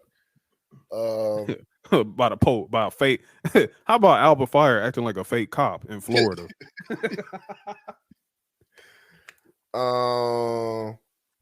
Yeah, so she got beat up. So now it's just Mandy Rose versus Alba Fire next for next week. So I don't think Alba. So we're not doing deadline. No, they having that now. I think they setting up deadline for Mandy Rose and Roxanne Perez. Yeah. Or they could be doing like a championship scramble. Probably so. Yeah, that's what I'm thinking too. Yeah. Now we getting next match, Charlie Dempsey, aka UK Timothy Thatcher, because the way he walked out to the ring, he had the coat on, he looked just like Timothy Thatcher. Versus Andre Chase. Dempsey went over at the 3 minutes. Duke Hudson threw the flag in there. So yeah, I think I see something there, but we'll see what goes on with that. Then Indy Hartwell talking to Mackenzie Mitchell. They talked about Electra Lopez and Hartwell like, nigga, I ain't no hoe. So we want a match, we got a match. Yeah, for sure. Then we got a happy hour segment with Josh Briggs and Brooke Jensen with Fallon Henley, and I don't know what the fuck going on with Kiana James, but like she's trying to buy Chase U, now she's trying to buy this shit now too. Yeah, she on some realtor type shit right now. Yeah. Like she trying to be everybody's landlord. Yeah, so and not to mention also Jensen over there thirsting like crazy when she walks in. I understand, bro. I understand. Kiana James black. She is? Yeah, she got black. She black. She do look mixed. She do. It was something. It was something about her. I'm like, yeah, she black. Something. She black. No wonder, man. Yeah, it's always the sisters that get me, man. Always. Mm-hmm. So then we get Stacks versus Hank Walker. My nigga, my dog Hank Walker, man. He needs somewhere to go. My man, Home Depot. Home Depot. He came from the lumberyard to go wrestle a match, man. So it was actually a decent match. So Stacks went over. So I think they building Stacks up for something. But Hank Walker, they gonna build up. Man, just put him with Brooks and Jensen at this point. They also country motherfuckers. Just put him with them or something. So yeah. Then we get the Grayson Waller effect with Brian Breaker and Von Wagner. Interesting. He wasn't King Von this week. He was Von Wagner. He was Von Wagner for sure. He was Von Wagner this week. Please don't leave that man on the mic. Yeah, don't let Mr. Stone do the talking. Yeah, you know, they were talking. I'm a second generation wrestler too. Nobody knew who your daddy was, bro. I don't have any idea who this nigga's father was at all. I was like, promos are not, but you know, it was both of them not really good for promos. You know, Brian is still building up his promos and shit, but I'm gonna kick your ass. That's all it is. Yeah, that's all it is. But thank God that thank God Waller and Robert Stone were there. Yeah. And you know, Robert Stone got his head slammed to the table, and then you know, that was funny. Got that match coming up. Yeah. Wesley had an interview with Mackenzie Mitchell about his match. You know. Yeah. Cora Jade did a pre-tape promo about Wendy Chu, so that's her next. That's the next feud, and then we got Apollo Crews in Nigeria. Hey man, they about to build up NXT Africa, bro. Hey man, get them original men over here, bro. Yeah. Get the originals over here, man. Hey, building up NXT Africa right now. They got damn it, what's the fuck is his name? Big Talk, the Big Talk Black. Almost was over there. Yeah, him and Almost. Man, Almost, you my dog, man. I apologize, man, but you know. So then we have probably the match of the night: JD McDonough versus Axiom. Yeah, fire ass match, fucking match. The craziest shit though, JD bent Axiom's knee in some type of way. That shit looked weird as fuck. I'm like, yo. Okay, now how much? Okay, how much NXT UK did you watch? Not much. I'm guessing he did that over. I'm guessing A-Kid did that over there. Yeah, since A-Kid, I think he's double jointed in the knee. Oh, okay. So that's why he was able to do that shit. Jeez, that shit looked disgusting, man. Yeah. But yeah, that was a banger. JD went over. And then he cut a promo, say, I'm looking at you, Apollo Crews. So we about to get that shit. Apollo Crews versus JD McDonough. That should be fire. That should be a really fire match. Yeah, that should be pretty good. It'll be pretty physical for sure. And then we get a 5-minute time limit match with Brutus Creed and Damon Kemp.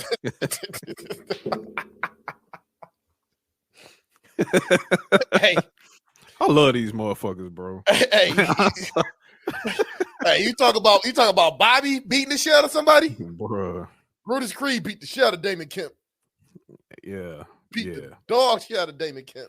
Damon kind of brought it on himself because he brought the chair in the ring. Yeah, he brought the chair. Actually, I think Damon only got one hit in this whole. Because they only went for like 2 minutes and 45 seconds. Yeah, 2 minutes and 48 seconds to be exact. Yeah. But yeah, Brutus started beating the shit out of Damon Kemp, so Damon Kemp probably about to be written off for a while. You know, Damon Kemp won the match, but he got his ass beat. Yeah. And then we see the Creed's next feud, which is with you talking about Express Men. Veer and Sanga. These the Hugo Boss boys. Hugo Boss boys, man. That's them. Those are the Hugo Boss boys. So Express Axiom and the Hugo Boss boys, Veer and Sanga.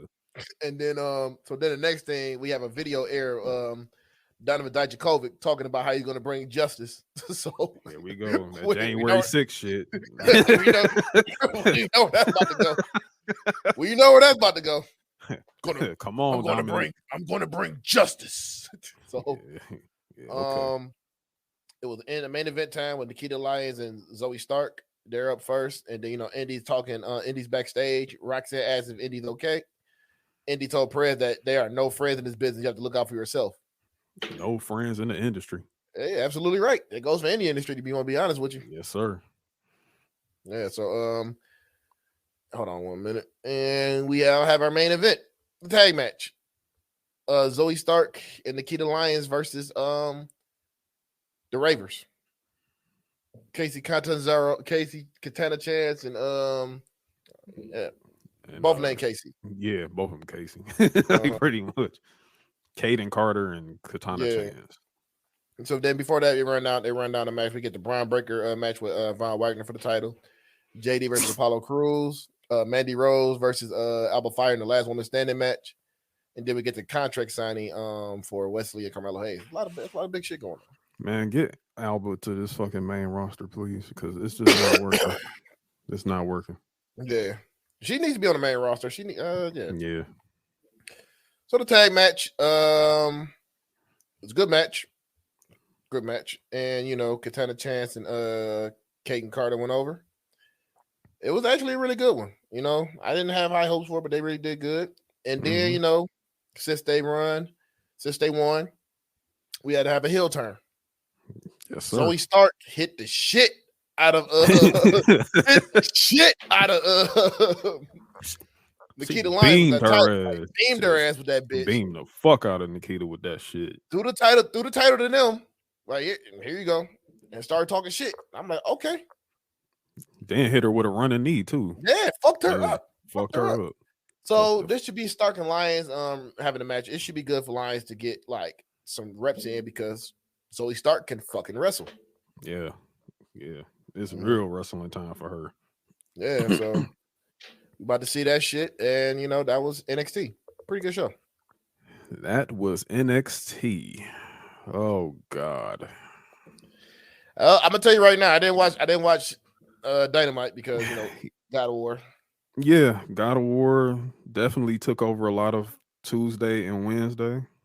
Like, I'm not gonna lie to you, but I did end up watching my DVR taping of both NXT and Dynamite. So we get AEW Dynamite live from Boston. Makes a lot of sense because we all know how everyone is in Boston. But hold on. I gotta say before you get started. Yes. Somebody thought that Sasha Banks was showing up to Dynamite because it's in Boston. There was a small contingent of people. There was a small contingent of people that thought Sasha Banks was going to show up to AEW that day. For what? Oh, why are y'all so delusional in this company? Like, why? I'm glad I didn't see that shit because this is the first time I ever heard that. They thought because it was in her hometown that she was going to show up on Dynamite for what? There's nothing to gain by being in AEW for her. Nothing. Whatever, man. Yeah. Anyway, this is so fucking stupid. All right. So AEW Dynamite Boston. Yeah, here we go. It opens up with pretty much the match that people were looking forward to since Rick Ross's thing last week. We get accusations. Yeah, we get the 8-man tag. We get the guns and Swerve in Our Glory versus the Acclaim and FTR. So it was a pretty good match to open the show. Really good match. FTR gets the win. They hit the big rig on one of the guns, I think. I don't think it was excuse me. I don't think it was on anyone else. I believe so. I don't have it in my notes. But FTR and the Acclaim get the win. So we're teasing towards FTR and the Acclaim eventually getting their match for the tag title soon. We pivot over to MJF was missing this week. He's and it makes sense because MJF is actually out doing basically promo runs for Full Gear, which is kind of alarming in a sense because that means people really probably ain't buying into this pay-per-view shit, bro. To be honest with you. If you got people leaving TV to go do podcasts and interviews and all that shit to try to build up the shit outside of what you're doing on TV, that's very telling, bro. I'm just gonna keep it real with you. It's very telling. However, MJF is pretty good as a podcast guest, and he cut a hell of a promo on Pardon My Take about John Moxley. It was really, really good. And he sold an explanation of being away from TV because he's really trying to be 110% for this match against John Moxley. He getting the title with Moxley going on vacation. Finally. Yeah, it's looking that way. It's looking that way for sure. but we don't know because the usage rate of Moxley lately, man. Y'all, they it's kind of like how you was talking about CM Punk earlier. It's like, bro, we tossing Mox into like all this shit, like everything, like in the championship eliminator, for example. Like, why was he wrestling Lee Moriarty? Like, why? Why? Like, what was the point of that? That's just stupid. Hey man, look, before you keep going, Yeah. Lee Moriarty spoke on Rampage. I'm like, yeah, you're right. This nigga should not talk. This nigga should not talk. Like, whoa, what the fuck was that? Like, all right. So yeah, we have no idea like why. We have no idea why why they're doing that. But hey, he spoke, and I said last week, don't talk no more. Like, no, don't talk. Still no letting more. that man talk. But they still letting him talk. Yes. They still let him talk. So what's going on next with the show? Sorry. Next, we get this god awful, whack ass Stokely Hathaway promo. I'm just gonna tell y'all like straight up, like, I mean, I don't have no smoke with him personally or nothing like that. I just really think he's whack, and he's busy trying to make himself a meme because in this he literally mimicked a meme saying the dick riding shit, that whatever the fuck.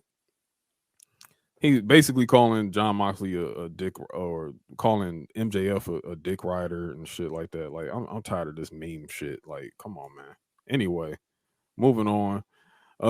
We get another championship eliminator match. Eddie Kingston versus Ethan Page. Ethan Page wins this. I don't know why, because who the fuck cares about Ethan Page? But it was random. Whatever. Some pretty nice spots. Here, Stoke interfered on that. Next is Wardlow versus Ari Davari. Yeah, I did catch this. I didn't know what the fuck was going on there. Yeah. This was it was a squash, but this was some storyline things here. So Wardlow does Powerbomb Symphony on Ari Davari. Crowd goes wild, retains TNT Championship. Then Powerhouse Hobbs comes out. I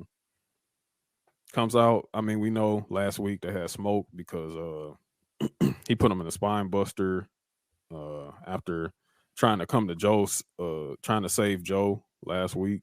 Right. Wardlow says, "Yo, you ain't getting this title off of me. Matter of fact, I'm gonna take all the titles. I'm getting all the titles." And for some reason, that sparked a turn in Joe.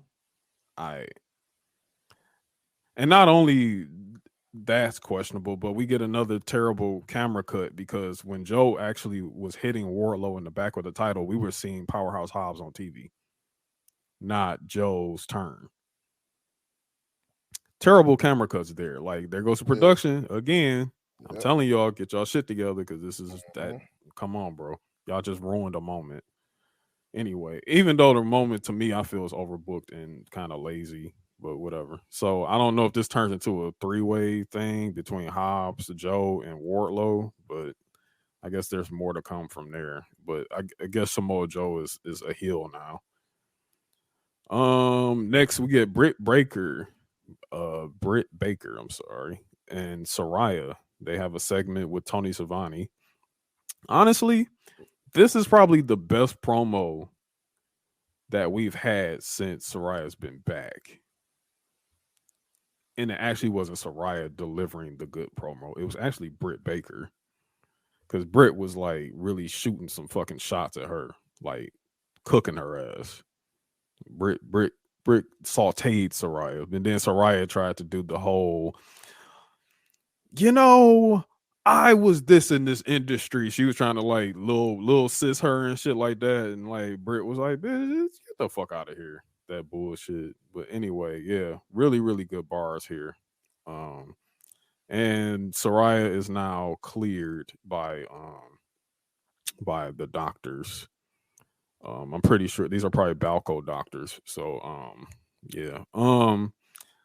Anyway, I'm making jokes. Anyway, yeah. So Soraya's cleared, and their match is on for Full Gear. She ends up getting into a scrap with Britt right there, and she gets what's I forgot what was the Widow's Peak? The Was that Rampage. the Rampage? Okay, Mhm. it was the They probably gonna change the name of it though. She used to call DDT it, was the Rampage. I thought it was the yeah. Widow's Peak. She call, Okay, used to call it the Rampage. Yeah. the Rampage. She hits her with the Rampage, DDT in the ring, and yeah, that's the first physical, the most physical we've seen since returning. So yeah, they have a match for Full Gear. Um, Trent Beretta, Jay Lethal beats Trent Beretta. Who gives a fuck? Anyway, Jeff Jarrett then comes out. He sends some WWE shots at Triple H and Braun Strowman. I mean, What the fuck, bro? like again, why you say fuck me for? You know what I'm saying? Like he just throws shot. Like he says he's wearing red skinny jeans and Triple H has a banana nose, and these are and literally the crowd stayed silent. Like no one was like, oh, like it's just like, bro, the WWE shots don't work anymore. Stop doing that stupid shit. It got no reaction. But yeah, whatever. John Moxley has a promo, really good promo. He's building up. He's doing the work on the television side since MJF has been absent. So yeah, really good stuff here. He brings William Regal into the conversation. Mhm. Asking him, he's like, who does this? He's walking around talking about who I am and all that. Who does this remind you of? And William Regal says, you. You know what I'm saying? So really good stuff there to keep MJF built up and looking strong into this. It's making it somewhat meaningful. So that's pretty cool. Sky Blue with Tony Storm versus Jamie Hayter with Rebel and Britt Baker. Jamie Hayter wins with a ripcord lariat. That was Jamie Hayter can wrestle, man. She can wrestle. Yeah, she can wrestle her ass off. She can fucking wrestle. I fuck with Jamie Hayter. Mhm. Yeah, let's just get past all this for real. Then Ricky Starks gets washed up by Lance Archer in the back. So that happened. I'm not sure if did this become a Rampage match? Because I'm not sure. Yeah, but actually, it did happen on Rampage, so I think it's gonna happen next week. Oh, you know what? I think so too. I think next week on Dynamite is Ricky Starks versus Lance Archer. I think you're right. Next, Bryan Danielson versus Sammy Guevara. Two out of 3 falls. I have some problems with this match. I have some problems. What's up? Speak on it. First, Danielson, they did a chair spot on this where Sammy threw a chair at Danielson's head. And I mean, I kind of saw Danielson kind of block it, but I'm just like, bro, do y'all really think that's smart to do with a man whose career almost was pretty much in the dust due to concussions? Mm-hmm. I mean, like, what are we doing?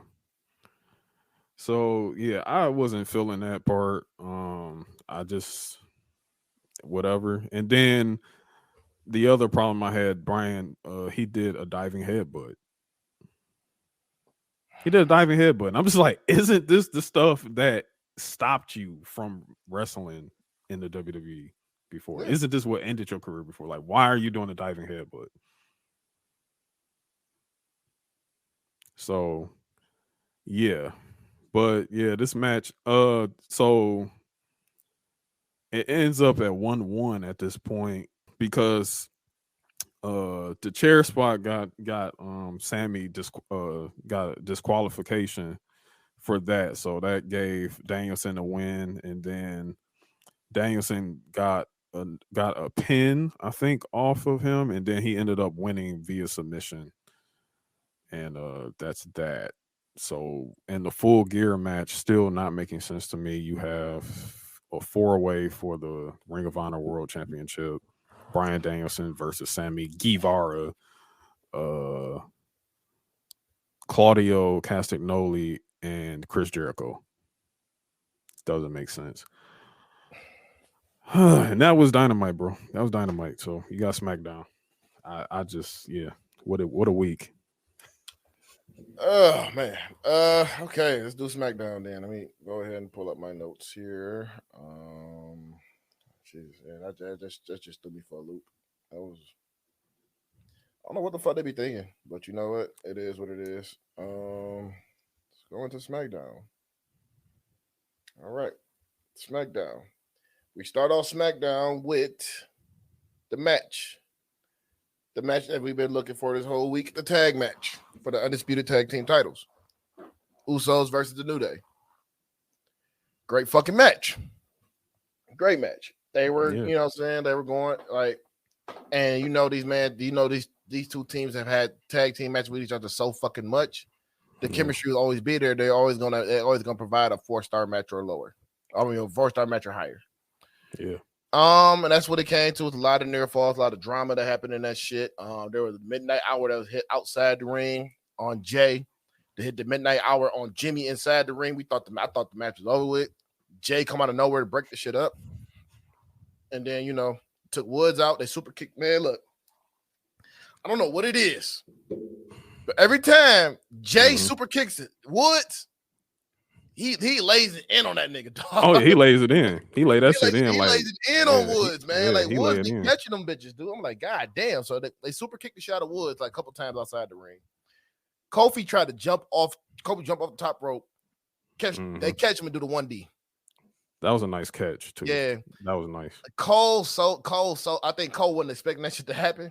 He didn't. I don't think it was that. I think that's the beauty in it too, because Cole wasn't expecting that, and then the crowd was like really like, what the fuck? Because the crowd didn't even know how to react. They were just like, what the fuck? They caught him? Yeah, and that was the match. That was the end of the match. Usos won. They are now the longest reigning tag team champions of all time. They got 24 minutes in that match. Fire match. Solo Reigns and Heyman was watching backstage. They look proud. You see that little smirk Roman had? No, you see that smirk Heyman had in his face, like. So then, they come to the back and everything. You think Roman about to cuss him out? They like, yeah, we did it, Uso. And then Roman just got up looking at him like, proud of you guys, man. And gave them hugs and shit. Then he gave Jay the slow hug, like, nigga, yeah, you did it, bro. Yeah. Like, you did it. You got now they're gonna acknowledge you. So that's pretty much what he was saying. So then we start getting so then we start going into the World Cup. We find out the World Cup, whoever wins the World Cup, they will get the task of beating Gunther for the title. So good luck to that. Good luck to whoever the fuck that's gonna be. Oh boy. But I love how they elevating the Intercontinental title right now. They elevate the fuck out of it. We got some good names. We got some good names in this too. Yeah, like the match we get into right now. World Cup quarterfinals. Shinsuke Nakamura versus Santos Escobar. Great fucking match. And then we heard a mention of the Great Muta and Shinsuke Nakamura having that match. Yes, that was very big to hear. Very big to hear. So then we have a great match between these two. And just a long story short, and Nakamura was very motivated in this match. He kept going. But Escobar hit this motherfucker with a top rope Phantom Driver. Really clean too. Clean. Yeah. Great match. I wish he could have got longer. He got 10 minutes, but that means Santos being pushed to the moon. He's being pushed to the moon. To the moon. Yeah, he's being pushed to the moon right now. Do I think he's gonna win this? I don't know, because I'm gonna tell you who I think is gonna win it in a minute. So then we got some promo for Raw. Miz will address the accusations against him. Then we got Seth Rollins versus Finn Balor for the US title. Then Liv Morgan entered the ring first 6-pack women's challenge match. Then we go into the back. Here's the most interesting part of the night to me. LA Knight there for a promo. Correct. Yeah, he's there for a promo. He's talking to Megan, and then what you're not seeing, what we starting to see a little bit, the Bray Wyatt logo and shit going on the screen. It's LA Knight, like, what the fuck is this shit? And he looks up. Bray Wyatt is right there in his face. Bray talked about how he knows what it takes to get respect, and he wondered how far LA Knight is willing to go. LA told him to go back to his romper room and shove them Shut the puppets. fuck up. And shove them puppets up, something, and play with his puppets and put them up somewhere. Yeah. So Wyatt, so Knight told Wyatt it was an LA Knights game, so Wyatt headbutted him. So it looks like that's going to be Wyatt's first feud is with LA Knight. Yeah. And all I can say is think about the fucking promos we about to get. Yeah. Like LA Knight. I mean, I think he gonna have LA Knight in some spooky shit. You know what I'm saying? A little bit of spooky shit. But and LA Knight is like, this is where you're gonna start seeing a lot of the range that he has in terms of like his acting and all of that shit. And just how much, and he's still gonna be talking shit. You know what I'm saying? Like it's gonna be pretty good. I don't think it's not gonna be a long term thing. I think it's gonna be a small program. Just a small program on Bray Wyatt's pathway to his during his arc and whatnot. But it's pretty cool. I wasn't expecting LA Knight to be like in this position though with Bray Wyatt, but it's on paper it's looking promising. Mm-hmm. Yeah. So we'll see where we goes from that. I think we're getting a Survivor Series match out of them too. So yeah, should be interesting. The 6-pack challenge match with Liv Morgan, Xia Li, Sonya Deville, Shotzi, Raquel Rodriguez, and Lacey Evans. And I said this shit. And I said this shit, dude. When Raquel came out, I swear to God, dog, she got some Fast and Furious music, dog. Like you just see Dominic Toretto driving through somewhere. That's what her thing is. Sound like an opening of like Too Fast, Too Furious. Yeah, like part 7 or part 8 or some shit. Like you got this nigga Toretto racing somebody. Part 5. Got Toretto racing somebody in Cuba or some shit like that. Yeah. Lacey Evans didn't even get an entrance. Nah, and then there was a spot that happened where I think that was just all fucked up. Liv tried to jump onto because apparently I don't know, maybe I think Raquel's supposed to catch both of them and throw them both to the table, but that didn't go like that. And Lacey, Sonya, and not Lacey, Liv, Sonya, and Raquel got fucked up. I hope they're okay. Shotzi won the match. She hits Lacey with a never wake up DDT for the pinfall win. That's a kind of fucking crazy ass thing to say. Yeah. Never wake up. Yeah. That's dark. Bitch, I'm killing you. Yeah. So Shotzi goes to the back after she wins her match. She talks to Emma. We getting some breaking the fourth wall things here too, because Emma asks where's Madcap at, and Shotzi like, oh, what are you on? You know what I'm saying? You thirsty as hell. Like what you on? What you want Madcap for? Yeah, and I don't know if y'all live under a rock or anything like that, but Emma and Madcap are dating in real life. Yeah, that's the one. So I think that's what was going to happen. Is they're going to be a face team. They're going to be a face like couple for a minute. I think they're going to turn heel, some shit like that. So I think that's going to be interesting. So while Shotzi, is fixing on her tank, here comes Shayna Baszler talking shit, and Shotzi like, Ronda never experienced anything like me in a match, blah blah blah. Then Shayna like wants to say to her face. Then she turns around, Ronda right there, and then Shayna chokes her the fuck out. Two woman power trip. Yeah, and then and then Ronda had her little one-liner, clean up on Al Green. That was green as fuck. And then, Ricochet's in the back talking to Caleb Braxton. Ricochet facing Mustafa Ali, Wheeler Ali. Ali. He fighting them next week on SmackDown. And then, Gunther pull up with Imperium. They on their tracksuits, tracksuit mafia in this bitch. Gunther like, you can win with all your heart. You can win. You can win. I'm gonna beat your ass again if you win this shit. So that's basically what that was right there. Like, I'm just gonna beat you. I'm letting you know right now. I'm beating your ass again. You win this shit, I'm gonna beat your ass. So they had that, and then then we get the next match for the guy who I think is gonna win the whole thing, because it just makes sense, I guess. I don't know. I think this is the direction they're gonna go. Jinder's back. Oh yeah. But dog, Jinder's back. Jinder's cutting the promo, say he's back. He's the greatest WWE champion of all time. Fans booing him. And then no man can stop him. Then here comes the big goof, Braun Strowman. You think Braun Strowman is winning the World Cup? Yes. Oh man. Because think about this shit: Braun Strowman versus Gunther.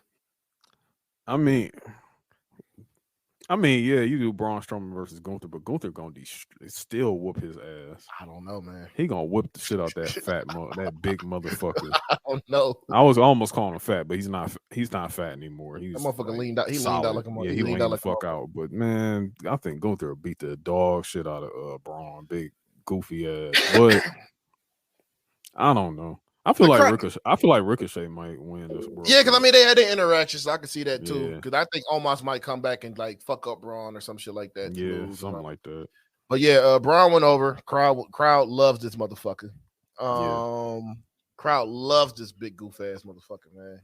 Yeah. Jesus Christ. Selena. Then we get Selena Vega in the match. Get ready, get in the ring for a match with B-Fab and Hit Row. Shout out to I mean you might as well go ahead because you know you want to say it. Go ahead. I ain't even want to say nothing about the fits, man. I just whatever. Like I mean, but this kid, yeah. Go ahead at what's going on. So then you know before anything gets started, we hear a Viking horn. You know, so we get and just in time for the recent God of War, we get the Viking Raiders to come back. Yeah. You know, they're out there, and Sarah Logan is back. Sarah Logan is back in WWE. She out there barefoot like a motherfucker. Yeah. That shit look kind of filthy. Yeah. She looked pretty. They look like they straight off the Caucasus Mountains. Yeah, that shit look kind of filthy. Of Caucasus. The one thing. Oh, go ahead. Go ahead. I was gonna say like the one thing that I don't know if they understand like Norse mythology like that, but like Valhalla, they say Valhalla is here. Valhalla is actually supposed to be a good place. That's basically heaven in Norse mythology. Well, so they're saying you're bringing heaven. Like you should be saying we're actually bringing Ragnarok because Ragnarok is like the end. Yeah. So, it's like I don't know if y'all know Norse mythology or not, but I'm just like Valhalla. Maybe they trying to turn WWE into Valhalla by whooping everybody ass, turn that shit into heaven. Maybe, yeah. I'll give them that. But they can't beat the shit out of Hit Row. Wild got fucked up on that barricade, dog. Yeah, they got fucked up on that barricade. After and then I don't know, and then going back to like the Nakamura and Santos match. You saw how Wild sold that baseball slide by Nakamura. That motherfucker looked like he got shot with a shotgun. Yeah, I seen that shit. Yeah. Wild is funny, man. He's funny. I'll just say that. So they got fucked up. I mean, shout out to Wild too, man. I remember he was Zima Ion back at Impact and everything. That man came a long fucking way. Yeah, Joaquin has come a long way. Came a long fucking way, man. Shout out to that guy. So you know, Sarah Logan shows up and Cole recognizes like that's Sarah Logan. Sarah Logan looking. Yeah. Looking like she just stepped out of Dishonored. Yeah. Like, for real. The video game. Yeah, she had bust the shit out of B-Fab. I will give B-Fab this though. I will give her this. She sold the fuck out of that shit. Sold the fuck out of that shit. She sold the fuck out of that shit. So maybe she has improved. We don't know yet because we damn sure ain't get that match. And if I'm not, no, they didn't get that match. But if I'm not, okay, see, this is the part I was confused about. So is the headbutt called the Ragnarok or is the power bomb the Ragnarok? I think the power bomb is the Ragnarok. Okay. Yeah, I think that power bomb is the Ragnarok. But okay. Yeah, you know, Selena Vega got the fuck up out of there. She seen Sarah Logan walk up. She like, hell no, give me the fuck about this bitch. So that was it. And then they had like the evil looks on their face. So basically, they built up the tag team division some more. Tag team division is stacked, so they got to break. So I don't know. There's a lot going on with this. I feel like they need to probably send a tag team to Raw. I feel like one of them got to go to Raw. Hit Row should stay on SmackDown. Yeah, they should stay SmackDown. But I agree with that. Yeah, we gotta, and then because you need somebody to go to Raw until the Profits, because the Profits are not moving right now. So Montez hurt. Yeah, so you need to send one of them to Raw. Just since Raw's a 3-hour show, you need somebody to cover that slot a little bit there. Yeah. So after that, we now go into let's hear from Roman Reigns and the Bloodline. So Roman Reigns coming out. I think A special moment. Special moment. I think Roman was about to tell the Usos, man, like, I'm hard on y'all, man, but I love y'all, Now I'm acknowledging y'all, Yeah. But, Braun and Bruce came out there and fucked that shit up. Like, nah, nigga, this smoke ain't done yet. This ain't done yet. Like, now we got backup. Yep. Here come my nigga, man, the leader of Gang's a new fella. My dog Gang's a new fella.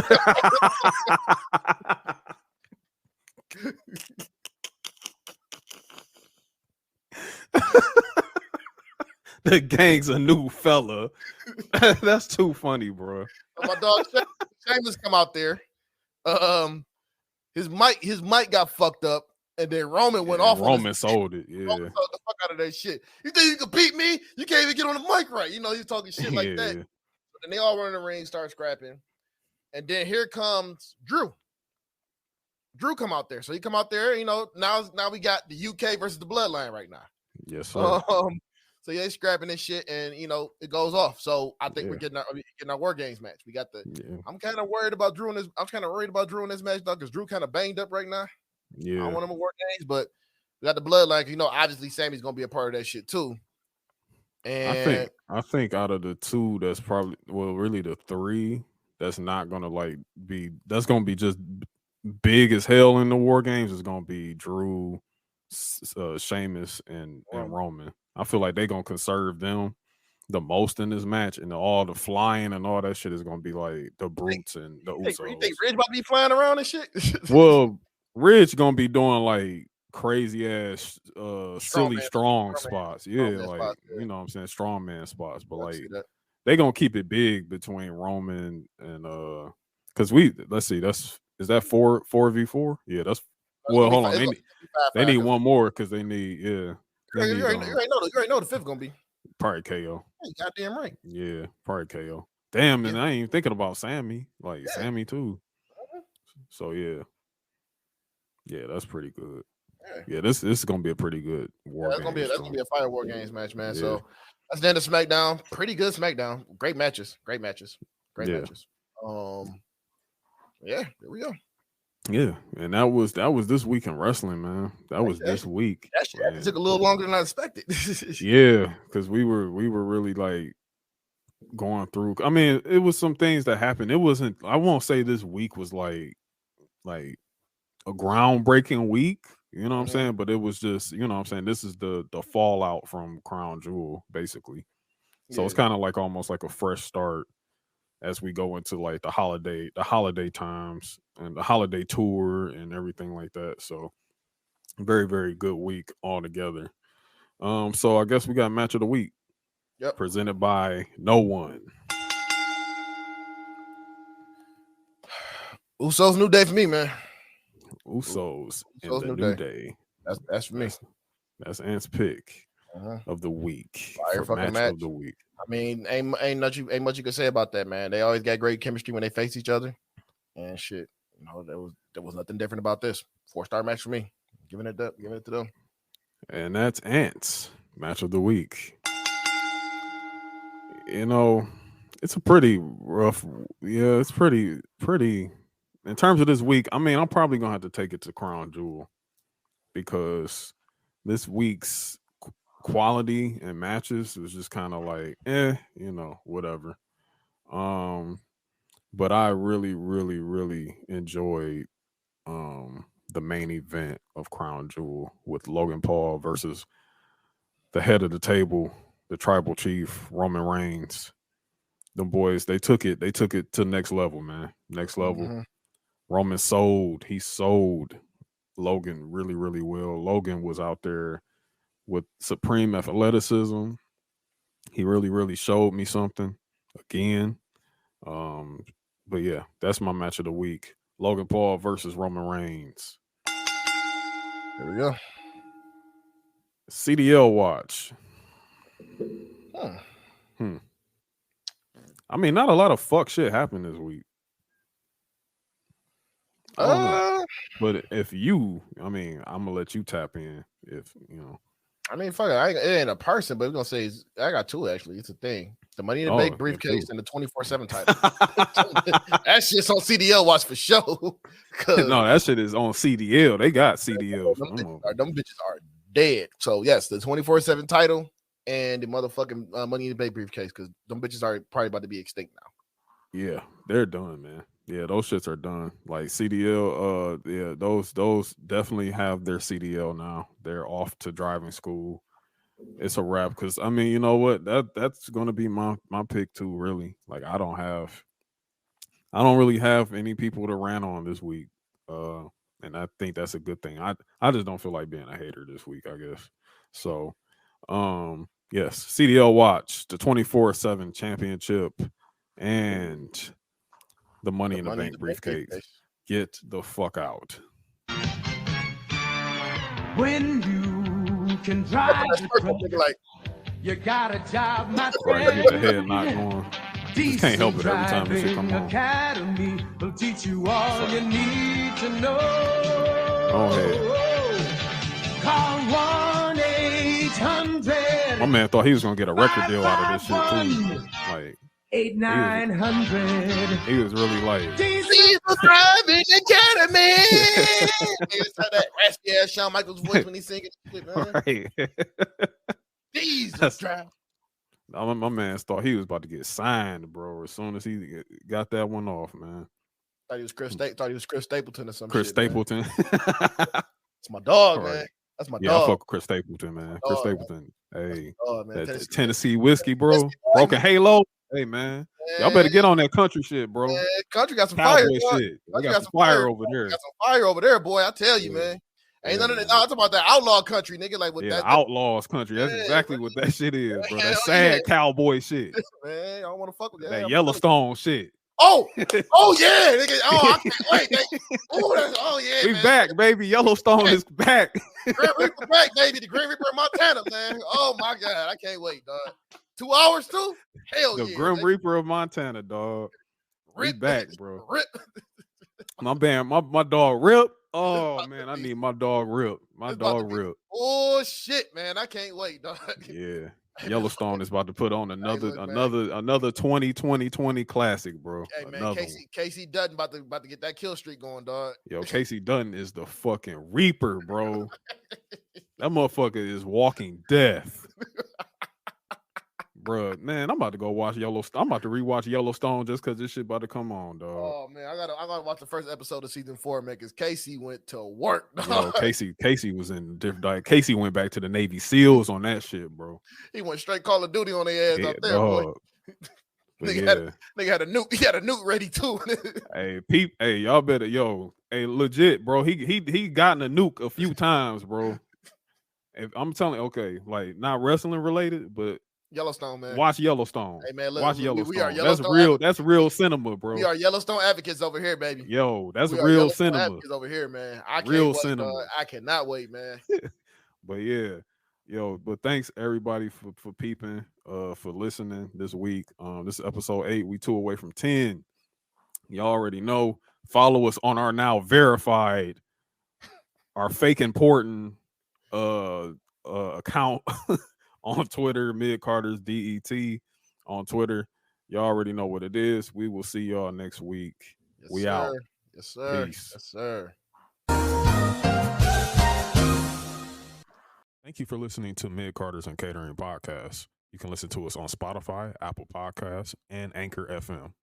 Follow us on Twitter at Mid Carter's DET and on our personal pages for Ant at I am Ant P and for AJ at TurboGrafx_87.